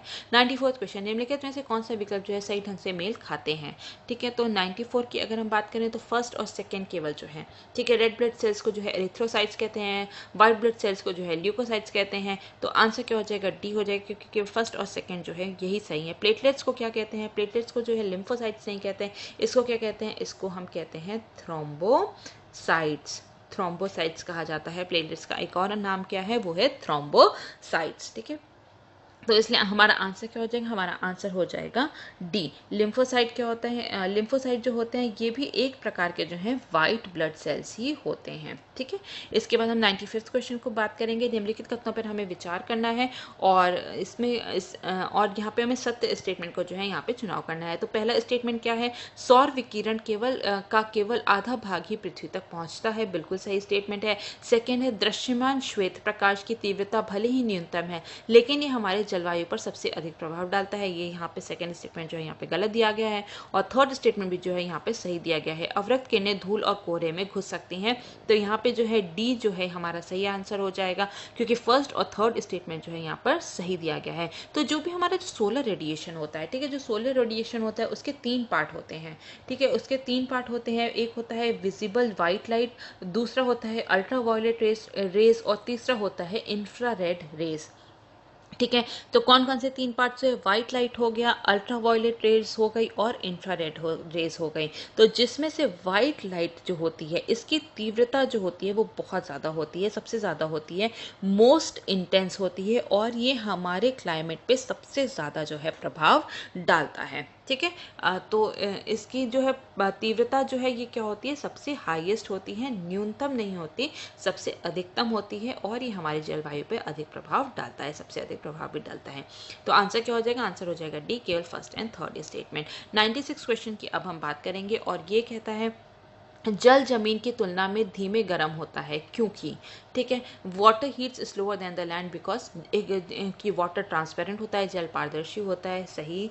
जल हमेशा गति में रहता है, water is always in motion, ये भी सही। जल द्वारा अवशोषित गर्मी अधिक से अधिक क्षेत्र और गहराई पर वितरित हो जाती है, ये भी सही। तो आंसर क्या हो जाएगा? डी हो जाएगा, क्योंकि सभी सही दिए गए हैं। 97 क्वेश्चन की बात करेंगे और पृथ्वी पर मौसम में परिवर्तन के क्या कारण है, ठीक है। तो कौन कौन से कारण है? पृथ्वी की परिक्रमा और पृथ्वी को अपने अक्ष पर झुकाव, रिवॉल्यूशन ऑफ द अर्थ और टिल्ट ऑफ द अर्थ। तो आंसर क्या हो जाएगा? वो हो जाएगा बी।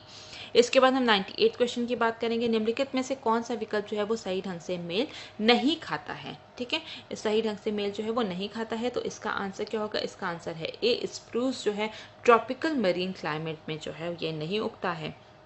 इसके बाद हम जो है 99 क्वेश्चन की बात करेंगे। उत्तर प्रदेश में पहली ट्रेन सेवा किस वर्ष में जो है शुरू की गई थी, ठीक है। तो ये कब शुरू की गई थी? उत्तर प्रदेश में, ठीक है। उत्तर प्रदेश में फर्स्ट ट्रेन सर्विस जो है कब शुरू की गई थी? वो की गई थी 1859 में, ठीक है। और इस दौरान जो है यहाँ पे जो है कौन थे जो ये जो है यहाँ पे जो इंडिया में थे वो लॉर्ड कैनिंग के कार्यकाल में जो है उत्तर प्रदेश में जो है पहली ट्रेन सेवा जो है वो जो है यहाँ पे स्टार्ट की गई थी। जबकि जो है ईस्ट और जो पहली जो थी, ठीक है, जो पहली ट्रेन कहाँ से कहाँ तक चली थी, अगर हम बात करें उत्तर प्रदेश की, ठीक है, पर्टिकुलरली उत्तर प्रदेश की, तो वो इलाहाबाद से लेकर, ठीक है, इलाहाबाद से लेकर के कहाँ तक चली थी? वो चली थी कानपुर तक, ठीक है। और कब था ये? मार्च 3, 1859 में इसको चलाया गया था। तो आंसर क्या है? आंसर है इसका प्रयागराज से लेकर कानपुर तक 1859 में चलाया गया था लॉर्ड कैनिंग के कार्यकाल में, ठीक है। और कानपुर सिटी जो है वो फर्दर जो है लखनऊ तक जो है इसको कानपुर सिटी जो है ये लखनऊ से कब की गई थी? जोड़ी गई थी, लखनऊ तक जो है जोड़ी गई थी 1875 में और लखनऊ के बाद जो है जोड़ी गई थी कहाँ पे? झांसी में, ठीक है, झांसी में जोड़ी गई थी 1886 में। तो यहाँ पे जो है आंसर इसका, अगर हम इस 99 क्वेश्चन का आंसर देखें, उत्तर प्रदेश में पहली ट्रेन सेवा किस वर्ष शुरू की गई थी? तो आंसर है सी, 1859 में, प्रयागराज से लेकर या फिर इलाहाबाद से लेकर कानपुर के बीच में। 100 क्वेश्चन को अब हम देखेंगे और 100 क्वेश्चन यहाँ पे मैच द फॉलोइंग से है और ये कहता है कि गोविंद सागर डैम जो है वो शहजाद नदी पे बनाया गया है। राजघाट डैम जो है वो किस पे बनाया गया है? वो बेतवा नदी पे बनाया गया है। गोविंद बल्लभ पंत डैम जो है वो किस पे बनाया गया है? वो रिहान नदी पर बनाया गया है। और अहरौरा डैम जो है वो गराई नदी पे बनाया गया है। तो हमारा आंसर क्या हो जाएगा? वो हो जाएगा बी, 3, 1, 4 एंड 2।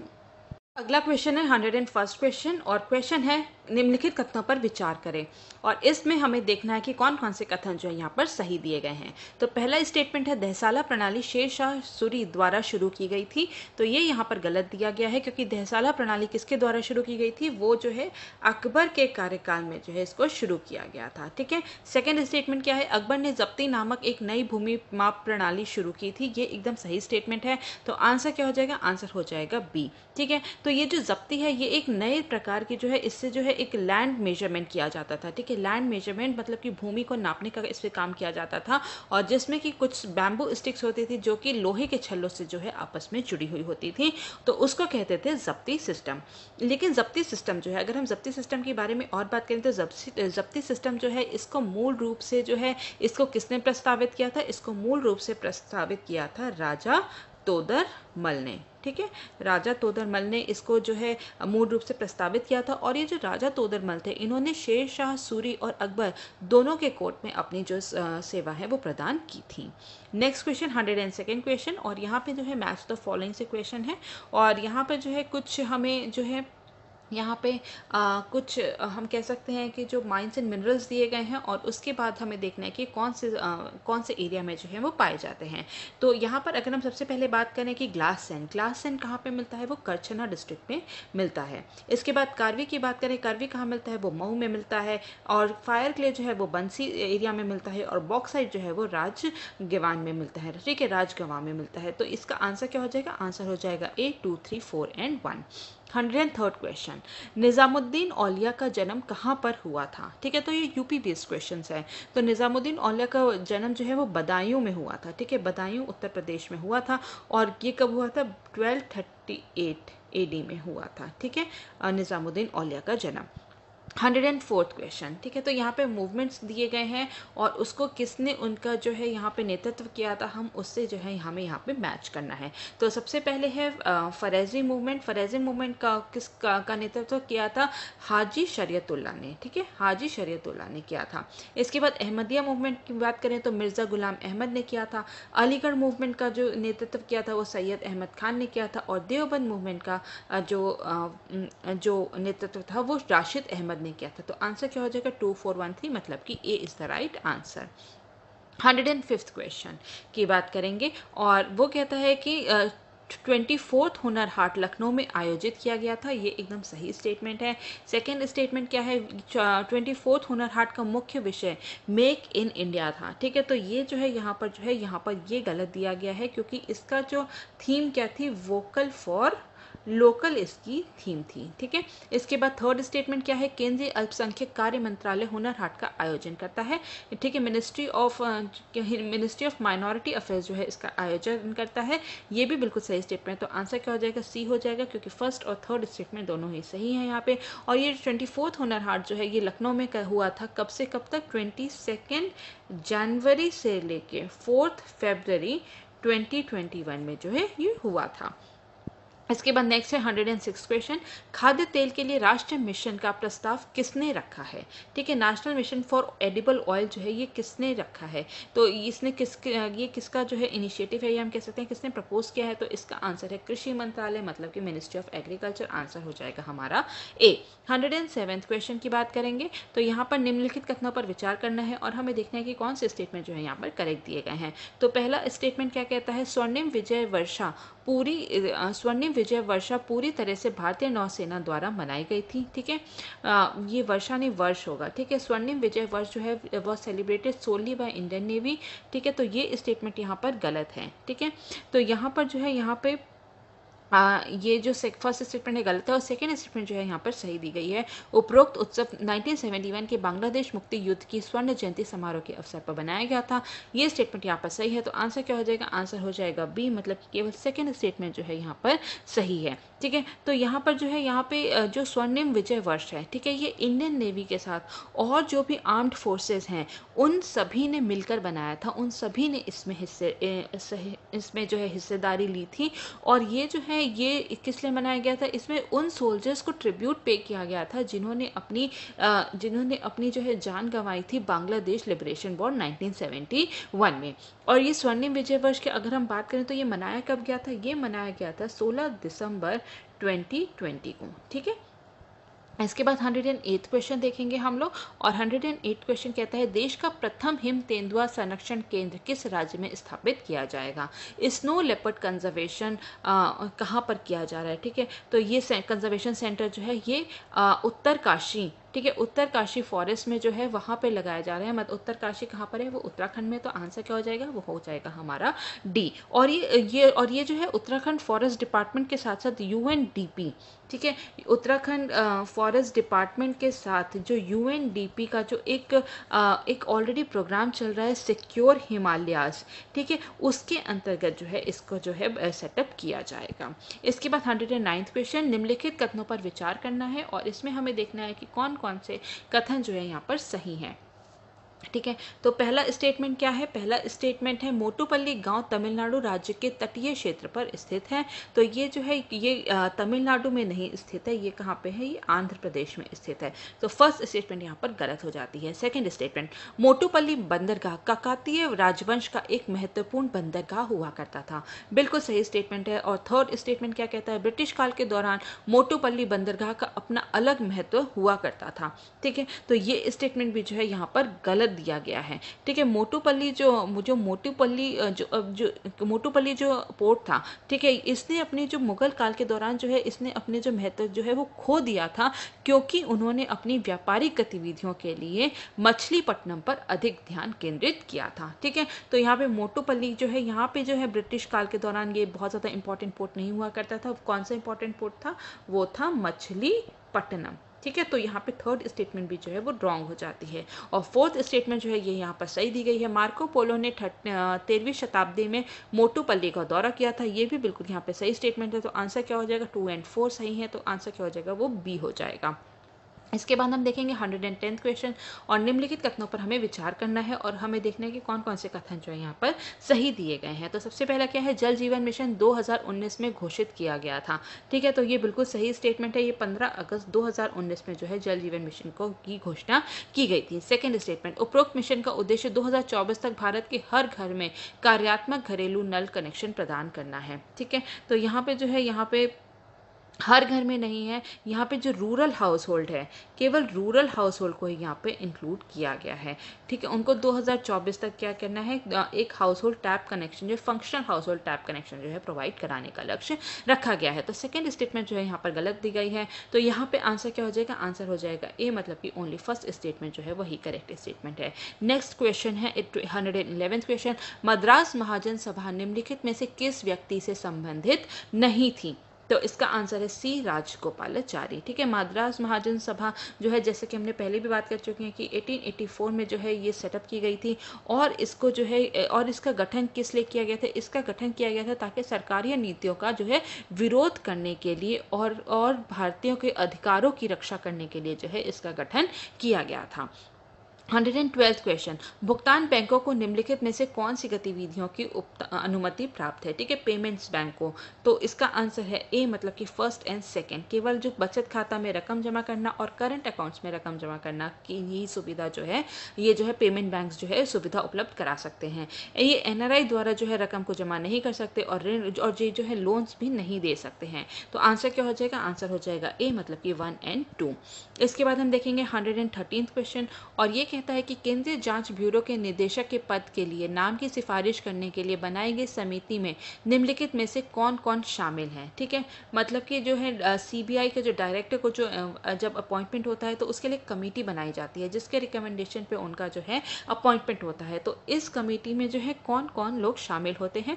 तो इसमें होते हैं प्रधानमंत्री शामिल होते हैं, विपक्ष के नेता शामिल होते हैं, और भारत के जो है मुख्य न्यायाधीश जो है शामिल होते हैं। तो आंसर हमारा क्या हो जाएगा? आंसर हो जाएगा हमारा बी। ठीक है, आंसर हो जाएगा हमारा बी, मतलब कि 1, 2 और 4। ये 3 मेंबर की कमेटी होती है, prime minister of India, leader of opposition and chief justice of India, या फिर इनके अलावा ठीक है अगर कोई भी एक सुप्रीम कोर्ट का जज जिसको कि सीजेआई मतलब कि chief justice of India nominate करते हैं। ठीक है, तो इन दोनों में से एक ही होगा, या तो कोई सुप्रीम कोर्ट का जज या फिर भारत के जो है चीफ जस्टिस ऑफ इंडिया। इसके बाद 114th क्वेश्चन को देखेंगे, और वो कहता है राज्य विधानमंडल के संदर्भ में निम्नलिखित में से कौन सा विकल्प सही ढंग से मेल नहीं खाता है? ठीक है, तो यहाँ पे क्या है? नॉट करेक्टली मैच है। ये कीवर्ड क्या है? यहाँ पे दिया क्या है कि नॉट करेक्टली मैच। तो इसका आंसर है अनुच्छेद 213। ठीक है, मुद्रण विचार के लिए आरक्षित विधेयक। ठीक है, तो ये क्या करता है? आर्टिकल 213 क्या करता है? ये गवर्नर को जो है ऑर्डिनेंस प्रोमलगेट करने के जो है पावर देता है। तो आंसर क्या हो जाएगा? वो डी हो जाएगा। 115th क्वेश्चन, एक विधान परिषद कितनी अधिकतम अवधि तक के लिए एक साधारण विधेयक को टाल सकती है?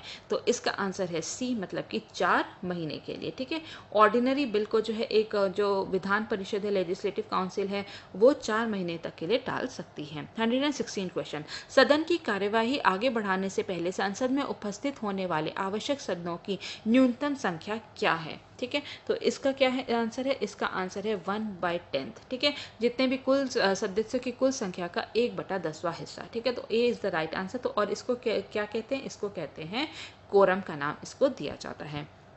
117th क्वेश्चन, निम्नलिखित कथनों पर विचार करें और हमें देखना है कि कौन से कथन जो है इसमें से सही दिए गए हैं। तो पहला स्टेटमेंट क्या है? लोकसभा अध्यक्ष किसी भी अलग शपथ या पुष्टि की सदस्यता से नहीं गुजरता है। ठीक है, तो ये स्टेटमेंट बिल्कुल सही है कि जो हमारा जो लोकसभा के जो अध्यक्ष होते हैं, स्पीकर होते हैं, डिप्टी स्पीकर होते हैं, उन्हें कोई भी अलग से जो है कोई भी ओथ या फिर जो अफर्मेशन होता है वो नहीं लेना पड़ता है। ठीक है, नेक्स्ट स्टेटमेंट, स्पीकर प्रोटेम की शपथ राज्यसभा के अध्यक्ष द्वारा दिलाई जाती है। ठीक है, तो ये भी गलत यहाँ पे दिया गया है, क्योंकि यहाँ पर जो है फर्स्ट स्टेटमेंट जो है सही है, क्योंकि यहाँ पे जो है हमने बात की कि कोई भी जो है अलग से सेपरेट नहीं होती है। ठीक है, डज नॉट है। ठीक है, तो यहाँ पे कोई भी अलग से सेपरेट ओथ एंड अफर्मेशन जो है स्पीकर या फिर डेप्टी स्पीकर ऑफ लोकसभा की नहीं होती है। लेकिन सेकेंड स्टेटमेंट जो है यहाँ पे रॉन्ग है, क्योंकि स्पीकर प्रोटेम की शपथ जो है राज्यसभा के अध्यक्ष ने ये प्रेसिडेंट ऑफ इंडिया के द्वारा जो है दिलाई जाती है। तो इसलिए हमारा आंसर क्या होगा? ए हो जाएगा, मतलब कि ओनली फर्स्ट स्टेटमेंट जो है वो यहाँ पर सही दी गई है। 118th क्वेश्चन, निम्नलिखित में से कौन सा विकल्प जो है वो सही ढंग से मेल नहीं खाता है? तो 118 का आंसर है सी, मतलब कि एल्गोफोबिया। ठीक है, एल्गोफोबिया क्या होता है? एल्गोफोबिया होता है कि हमें जब दर्द से डर लगने लगता है, दर्द का जो डर होता है उसको एल्गोफोबिया कहते हैं। और जो अंधेरे से जो डर लगता है उसको क्या कहते हैं? उसको एल्कोफोबिया कहते हैं। ठीक है, एक्लूफोबिया कहते हैं। मैं फिर से स्पेलिंग ACHLU फोबिया, एक्लूफोबिया कहा जाता है। ठीक है, इसके बाद 119 क्वेश्चन को देखेंगे। निम्नलिखित कथनों पे हमें विचार करना है और हमें देखना है कि इसमें से कौन कौन से कथन जो है यहाँ पर सही दिए गए हैं। तो पहला स्टेटमेंट क्या है? अनुच्छेद 348(1)A के अनुसार सर्वोच्च न्यायालय और उच्च न्यायालय की सभी कार्यवाही अंग्रेजी भाषा में होगी। सही स्टेटमेंट। अनुच्छेद 121 के अनुसार लोकसभा का अध्यक्ष संसद सदस्य की अपनी मातृभाषा में सदन को संबोधित करने की अनुमति दे सकता है। ये भी सही स्टेटमेंट। तो आंसर क्या हो जाएगा? सी हो जाएगा, क्योंकि यहाँ पे दोनों स्टेटमेंट जो है सही दी गई हैं। 120th क्वेश्चन, भारत संविधान का कौन सा अनुच्छेद सिखों को किरपान पहनने या ले जाने की अनुमति देता है? तो इसका आंसर क्या है? इसका आंसर है बी, मतलब कि आर्टिकल 25(2)B। ठीक है, इसके बाद हम देखेंगे 121st क्वेश्चन। निम्नलिखित कथनों पर विचार करना है और हमें देखना है कि यहाँ पे कौन सा स्टेटमेंट जो है यहाँ पे करेक्ट है, सही है। तो पहला स्टेटमेंट क्या है? पहला स्टेटमेंट है यहाँ पे भारत सरकार ने दिसंबर 2022 तक 175 गीगावाट अक्षय ऊर्जा स्थापित करने का लक्ष्य रखा है। ठीक है, तो ये स्टेटमेंट यहाँ पर सही दी गई है। सेकेंड स्टेटमेंट, उपरोक्त 175 गीगावाट में से पवन ऊर्जा का हिस्सा 90 गीगावाट है। ठीक है, तो यहाँ पे जो है 175 में से जो है पवन ऊर्जा का कितना हिस्सा है? केवल 60 गीगावाट का जो हिस्सा जो है पवन ऊर्जा के लिए रखा गया है, विंड एनर्जी के लिए। ठीक है, इसके बाद सेकंड स्टेटमेंट गलत होती है इसीलिए। और थर्ड स्टेटमेंट है, हाल ही में सरकार ने 2030 तक 450 गीगावाट अक्षय ऊर्जा स्थापित करने का दीर्घकालिक लक्ष्य निर्धारित किया है। ये स्टेटमेंट बिल्कुल सही है। तो आंसर क्या हो जाएगा? 1 और 3 सही है, तो आंसर क्या हो जाएगा? सी हो जाएगा। ठीक है, तो जो टोटल ये 175 गीगावाट जो है रिन्यूएबल एनर्जी, इसमें जो है 100 गीगावाट किसका है? ये सोलर एनर्जी का लक्ष्य रखा गया है। और इसके बाद अगर हम 60 गीगावाट रखें तो वो विंड पावर का है, और 10 गीगावाट किसका है? वो बायो पावर का है। ठीक है, बायो पावर का है। और 5 गीगावाट किसका है? वो स्मॉल हाइड्रो का है। ठीक है, स्मॉल हाइड्रो का है। इसके बाद हम लोग नेक्स्ट क्वेश्चन देखेंगे 122nd क्वेश्चन। और यहाँ पे हमें दो सूची दी गई है, 2 लिस्ट दी गई है जिसका कि हमें जो है यहाँ पर मैच करना है। तो सबसे पहले अगर हम देखें तो यहाँ पे जो है कई तरह की जो है लोकल आर्ट या फिर हम कह सकते हैं लोकल मार्शल आर्ट दी गई हैं, और वो किस रीजन से बिलोंग करती है हमें ये देखना है। ठीक है, तो सबसे पहले अगर हम देखें तो सबसे पहले है सिलाम्बम। सिलाम्बम कहाँ का है? सिलाम्बम जो है ये तमिलनाडु की एक लोकल मार्शल आर्ट है। इसके बाद अगर हम गटका देखें, गटका कहाँ का है? गटका जो है ये पंजाब से बिलोंग करता है। परिखंदा, ठीक है, परिखंदा कहाँ से बिलोंग करता है? परिखंदा जो है ये बिहार से बिलोंग करता है। और कठी सामू जो है ये आंध्र प्रदेश से बिलोंग करता है। तो हमारा आंसर क्या हो जाएगा? डी हो जाएगा, मतलब कि 3, 4, 1 एंड 2।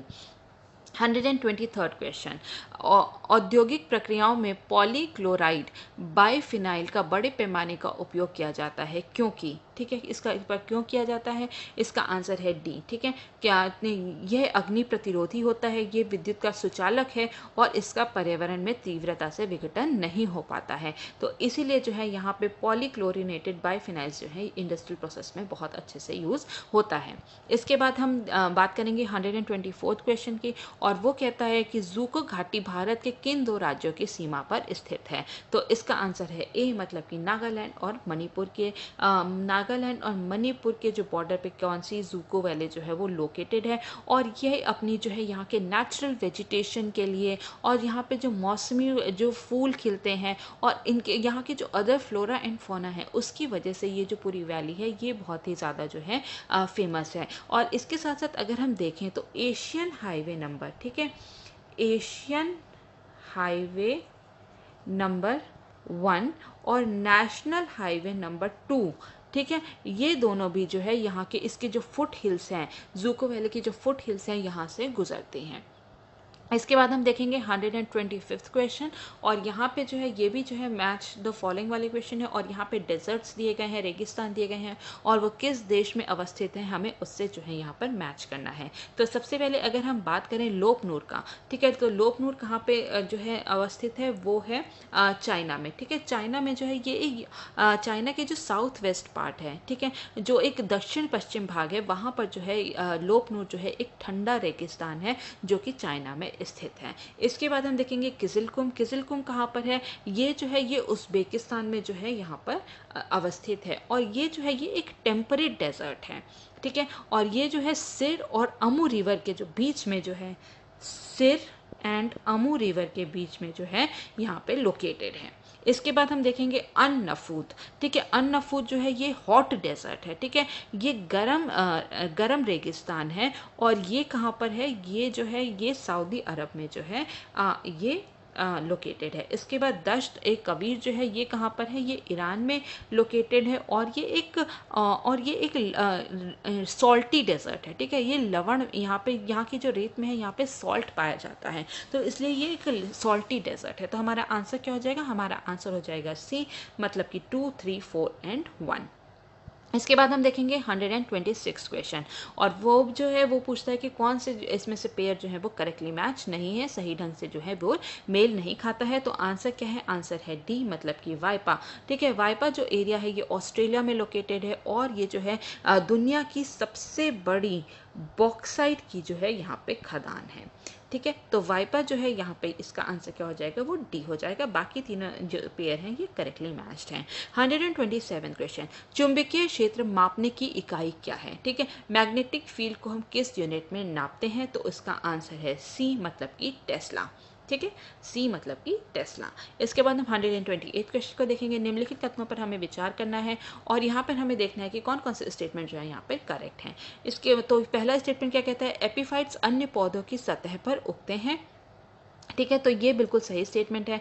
एपीफाइट्स अपने पोषक तत्वों को उन पौधों से प्राप्त करते हैं जिन पर वे उगे रहते हैं, ठीक है, तो ये यहाँ पर ये जो स्टेटमेंट है यहाँ पे गलत दी गई है, क्योंकि एपीफाइट्स, ठीक है, अन्य पौधों के सतह पर तो उगते हैं, लेकिन वो उनसे केवल फिजिकल सपोर्ट लेते हैं। वो अपने पोषक तत्व के लिए या फिर जो उनका जो होस्ट प्लांट होता है उसको किसी भी तरीके से हार्म नहीं करते हैं, और वो जितने भी उनके जो पोषक तत्व हैं, जितने भी उनका न्यूट्रिशन है, वो जो है वो रेन वाटर से, एयर से, या फिर अदर सोर्स से जो सनलाइट है उससे जो है अपना पूरा करते हैं। तो इसलिए आंसर क्या हो जाएगा? आंसर हो जाएगा ए, मतलब कि केवल फर्स्ट स्टेटमेंट यहाँ पर सही दी गई है। 129 क्वेश्चन, निम्नलिखित में से कौन सा प्रावधान भारत सरकार अधिनियम 1935 का हिस्सा नहीं था? तो ये कौन सा है? ये है बी, भारत की परिषद की स्थापना का प्रावधान। It provided for the establishment of council of India, ठीक है, तो ये यहाँ पर जो है इसका हिस्सा नहीं था। इसके बाद हम 138 क्वेश्चन को देखेंगे, और वो कहता है कि प्रथम विश्व पर्यावरण दिवस किस वर्ष मनाया गया था? फर्स्ट वर्ल्ड एनवायरनमेंट डे जो है कौन से वर्ष में बनाया गया था?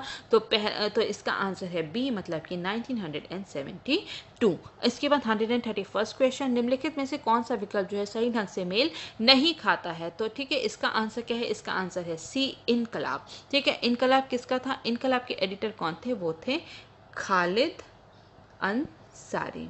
ठीक है, इनकलाब पेपर के कौन एडिटर थे? वो थे खालिद अंसारी। इसके बाद 132nd क्वेश्चन को देखेंगे और वो कहता है बाल गंगाधर तिलक के बारे में निम्नलिखित कथनों पर विचार करें और हमें देखना है कि कौन कौन से स्टेटमेंट जो है यहाँ पर करेक्ट दिए गए हैं। तो पहला स्टेटमेंट क्या है? उन्होंने मांडले जेल में गीता रहस्य की रचना की थी। जैसे कि हम सब जानते हैं कि गीता रहस्य किसकी रचना है? वो बाल गंगाधर तिलक जी की है। तो और उन्होंने ये कहाँ पर लिखी थी? उन्होंने ये मांडले जेल में ही लिखी थी। तो ये स्टेटमेंट बिल्कुल सही है। सेकेंड स्टेटमेंट, उन्होंने 2 बार भारतीय राष्ट्रीय कांग्रेस के अध्यक्ष के रूप में कार्य किया था। ठीक है, तो ये स्टेटमेंट यहाँ पर गलत है। तो ऐसा माना जाता है कि वो शायद ही मतलब कि वो शायद एकमात्र ऐसे प्रमुख नेता थे जिन्होंने कांग्रेस की कांग्रेस का जो एनुअल सेशन होता था उसमें कभी भी अध्यक्षता नहीं की थी। ठीक है, तो सेकेंड टाइम क्या उन्होंने जो है 2 टाइम क्या उन्होंने कभी भी जो है यहाँ पे जो है इंडियन नेशनल कांग्रेस की अध्यक्षता नहीं की थी। तो इसका आंसर क्या हो जाएगा? वो हो जाएगा ए, मतलब कि ओनली फर्स्ट स्टेटमेंट जो है यहाँ पे सही दी गई है। 133rd क्वेश्चन, निम्नलिखित को कालानुक्रमिक क्रम में व्यवस्थित करना है। ठीक है, तो यहाँ पे जो है उनके किस सन में जो है इनकी स्थापना हुई थी वो देखते हुए इनको क्रोनोलॉजिकल ऑर्डर में जो है हमें लगाना है। ठीक है, तो पहले हम अगर वेद समाज की बात करें तो वेद समाज जो है 1864 में जो है इसको स्थापित किया गया था। किसके द्वारा? धारलू नायडू के द्वारा। इसके बाद हम देखेंगे प्रार्थना समाज। ठीक है, प्रार्थना समाज जो है ये कब किया गया था? ये 1867 में इसको स्थापना की गई थी आत्माराम पांडुरंग के द्वारा।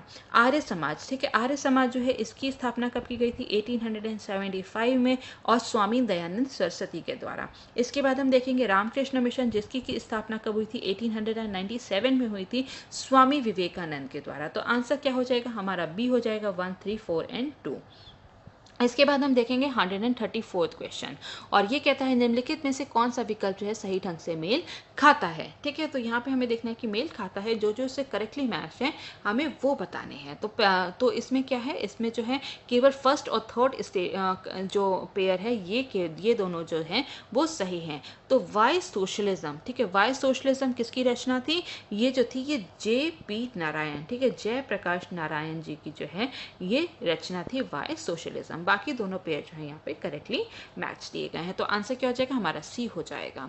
इसके बाद हम देखेंगे 135th क्वेश्चन और वो कहता है कि ब्रिटिश औपनिवेशिक व्यय की जांच के लिए निम्नलिखित में से कौन सा आयोग स्थापित किया गया था?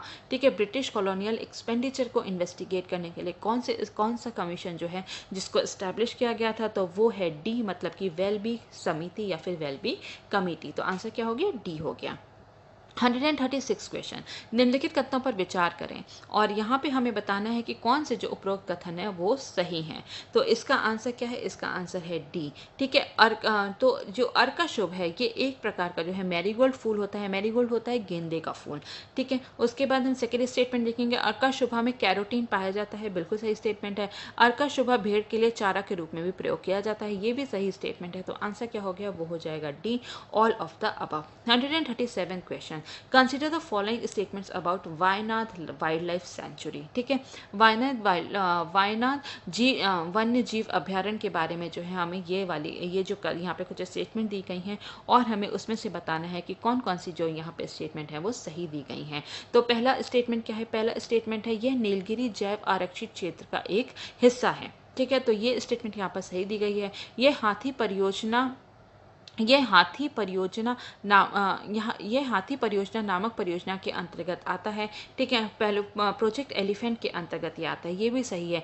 कावेरी नदी इसी अभ्यारण्य से होकर गुजरती है। ठीक है, तो कावेरी नदी जो है यहाँ से होकर नहीं गुजरती है, इससे जो है काबिनी रिवर जो है होकर गुजरती है, जो कि एक ट्रिब्यूटरी है। ठीक है, ट्रिब्यूटरी किसकी है? ट्रिब्यूटरी है कावेरी नदी की। ठीक है, ट्रिब्यूटरी है कावेरी नदी की, लेकिन यहाँ से कौन सी नदी गुजरती है? वो काबिनी रिवर गुजरती है। तो यहाँ पे थर्ड स्टेटमेंट जो है यहाँ पे गलत दिया गया है। तो आंसर क्या हो जाएगा? ए हो जाएगा। फर्स्ट और सेकेंड स्टेटमेंट दोनों ही यहाँ पर सही दिया गया है। 138 क्वेश्चन, किस मुगल सम्राट ने ज्ञानवापी मस्जिद का निर्माण किया था? जैसा कि हम हाल ही में जानते हैं कि ज्ञानवापी जो मस्जिद है बनारस में जो लोकेटेड है, ये जो वहाँ पे जो बाबा विश्वनाथ मंदिर जो है उसके ठीक सामने जो है ज्ञानवापी जो मस्जिद है उसका निर्माण हुआ है। और हाल ही में जो है इसके ऊपर जो है एक समिति का गठन किया गया है। तो ये जो ज्ञानवापी मस्जिद है इसका जो निर्माण है किस मुगल सम्राट ने कराया था? तो इसका आंसर है ए, मतलब कि औरंगजेब। ठीक है, ए औरंगजेब। इसके बाद 139 क्वेश्चन को देखेंगे और ये कहता है कि थोल पावको कोथू के संदर्भ में निम्नलिखित कथनों पर हमें विचार करना है। तो इसमें क्या है, और यहाँ पे हमें देखना है कि स्टेटमेंट कौन कौन से यहाँ पर करेक्ट दिए गए हैं। तो ये तमिलनाडु का एक छाया कठपुतली का रूप है। ठीक है, it is a shadow puppet from Tamil Nadu. ठीक है, तो ये तमिलनाडु से नहीं, ये कहाँ से है? ये केरला से है। सेकेंड स्टेटमेंट, एक तमिल महाकाव्य कंबा रामायण को इसके मूल पाठ के रूप में प्रयोग किया जाता है। ठीक है, तो ये बिल्कुल ही सही है। ठीक है, कंबा रामायण जो है ये एक तमिल एपिक है और जो कि इसका बेसिक टेक्स्ट के रूप में जो है इसका जो है इसका यूज़ किया जाता है। और कंबा नारायण जो कंबा रामायण जो है ये किसके द्वारा लिखा गया है? ये कंबन के द्वारा जो है इसको लिखा गया है 12th सेंचुरी में। ठीक है, 12th सेंचुरी में इसको लिखा गया था। तो आंसर हमारा क्या हो जाएगा? आंसर हो जाएगा हमारा बी, क्योंकि केवल सेकेंड स्टेटमेंट जो है यहाँ पर सही दी गई है। इसके बाद हम देखेंगे 140th क्वेश्चन, जो कि असर्शन रीजनिंग वाला क्वेश्चन है और ये कहता है कि violet lights bends the most when passing through a prism. ठीक है, तो ये जो है यहाँ पर जो है एकदम सही स्टेटमेंट दी गई है कि जो वायलेट प्रकाश होता है ये एक प्रिज्म से गुजरते समय सबसे अधिक जो है वो झुकता है या फिर हम कह सकते हैं कि टेढ़ा हो जाता है। और सेकेंड, इसका रीज़न क्या दिया गया है? Violet light has the lowest speed in the visible spectrum. ठीक है, तो ये भी बिल्कुल यहाँ पर सही स्टेटमेंट है और ये जो है रीज़न जो है ये ठीक ढंग से जो है असर्शन को एक्सप्लेन भी कर रहा है। तो इसलिए हमारा जो आंसर क्या होगा? आंसर होगा हमारा ए, क्योंकि जो वायलेट लाइट होती है, ठीक है, जो वायलेट प्रकाश होता है ये जो है इसकी सबसे कम गति होती है, इसीलिए जो इसका रिफ्रैक्टिव इंडेक्स होता है वो बहुत ही ज़्यादा होता है। इसी वजह से जो है ये सबसे ज़्यादा हमें दिखता है कि ये सबसे ज़्यादा जो है ये मुड़ता है। तो आंसर क्या हो जाएगा? आंसर हो जाएगा ए। 141st क्वेश्चन को अब हम देखेंगे और यह कहता है कि निम्नलिखित कथनों पर विचार करना है और हमें जो है सही कथन का यहाँ पर चुनाव करना है। तो गैरसैंण जो है उत्तराखंड की ग्रीष्मकालीन राजधानी है। ठीक है, तो ये यहाँ पर सही है। गैरसैंण चमोली जिले में स्थित है, ये भी सही स्टेटमेंट है। और यहाँ पर है उत्तराखंड में गैरसैंण को 4th प्रशासनिक विभाग के रूप में घोषित किया गया है। तो ये 4th नहीं, ये 3rd एडमिनिस्ट्रेटिव डिवीजन है उत्तराखंड में। तो आंसर क्या हो जाएगा? आंसर हो जाएगा ए, मतलब कि फर्स्ट और सेकंड स्टेटमेंट केवल यहाँ पर सही दिया गया है। 142nd क्वेश्चन, निम्न में से कौन सा रसायन ल्यूकेमिया का कारक हो सकता है? ठीक है, ल्यूकेमिया जो है किस कारण से हो सकता है? कौन से केमिकल के कारण से? तो इसका आंसर है डी, मतलब कि बेंजीन। 143rd क्वेश्चन, उत्परिवर्तन का सबसे उचित वर्णन है। Mutation is best described as. ठीक है, जैसा कि हमने देखा है कि वायरस म्यूटेट कर रहा है, तो ये एक म्यूटेशन का जो है एक प्रोसेस होता है। तो इसको जो किस तरीके से सबसे अच्छे से हम डिस्क्राइब कर सकते हैं, तो इसका आंसर है ए, मतलब कि चेंज इन डीएनए सीक्वेंस। ठीक है, तो जब किसी भी वायरस में या किसी भी चीज़ के जब डीएनए में जो है डीएनए सीक्वेंस में जब परिवर्तन आता है तो हम उसको कहते हैं कि वो चीज़ जो है म्यूटेट कर गई है, म्यूटेशन हो गया है। तो आंसर क्या होगा? आंसर होगा ए। 144th क्वेश्चन, भारत ने किस वर्ष तक मलेरिया मुक्त होने का लक्ष्य रखा है? तो इसका आंसर है डी। ठीक है, 2030 तक, वर्ष 2030 तक। 145th क्वेश्चन, राफेल उड़ाने वाली भारत की पहली महिला पायलट कौन है? ठीक है, तो इसका आंसर है बी, मतलब कि शिवांगी सिंह। ठीक है, इसके बाद हम देखेंगे 146 क्वेश्चन और वो कहता है कि निम्नलिखित कथनों पर विचार करें और कौन से स्टेटमेंट यहाँ पर सही है हमें वो बताना है। तो पहला है कि लूनी नदी राजस्थान में सबसे बड़ा नदी का नेटवर्क का निर्माण करती है। ठीक है, तो ये स्टेटमेंट यहाँ पर एकदम सही दिया गया है। लूनी नदी अरब सागर में जाके गिरती है। ठीक है, तो ये लूनी नदी जो है वो अरब सागर में नहीं गिरती है, ये रान ऑफ कच्छ में जो गुजरात में है वहाँ पर जाके जो है वो विलीन हो जाती है। तो यहाँ पे जो है सेकेंड स्टेटमेंट जो है गलत दे रखा है। आंसर क्या होगा? आंसर होगा ए, मतलब कि केवल फर्स्ट स्टेटमेंट जो है यहाँ पर सही दी गई है। 147 क्वेश्चन, शिस्तुरा हिरण्यकेशी, ठीक है, जो हाल ही में खबरों में था, ये क्या है? ठीक है, तो ये क्या है? ये है एक ताज़े पानी में पाए जाने वाली मछली है। ठीक है, ये एक ताज़े पानी में पाए जाने वाली मछली है। इसके बाद हम देखेंगे 148 क्वेश्चन, मत्स्य संपदा योजना जो है कब शुरू की गई थी? तो इसका आंसर है सितंबर वर्ष 2020 में। 149 क्वेश्चन, निम्नलिखित में से किस मंदिर का विदर्भ के खजुराहो के नाम से भी जाना जाता है? ठीक है, खजुराहो और विदर्भ के नाम से कौन सा मंदिर जो है वो जाना जाता है? इसका आंसर है ए, मतलब कि मार्कंडेश्वर जो मंदिर है उसको खजुराहो का विदर्भ के नाम से भी जाना जाता है। और ये जो है यहाँ पे जो है ये कहाँ पर? ये महाराष्ट्र में, ये महाराष्ट्र में जो है गढ़चिरौली डिस्ट्रिक्ट है, वहाँ पर जो है ये सिचुएटेड है। और ये जो है वैन गंगा नदी के जो है किनारे जो है ये टेम्पल जो है ये स्थित है, वैन गंगा नदी के किनारे।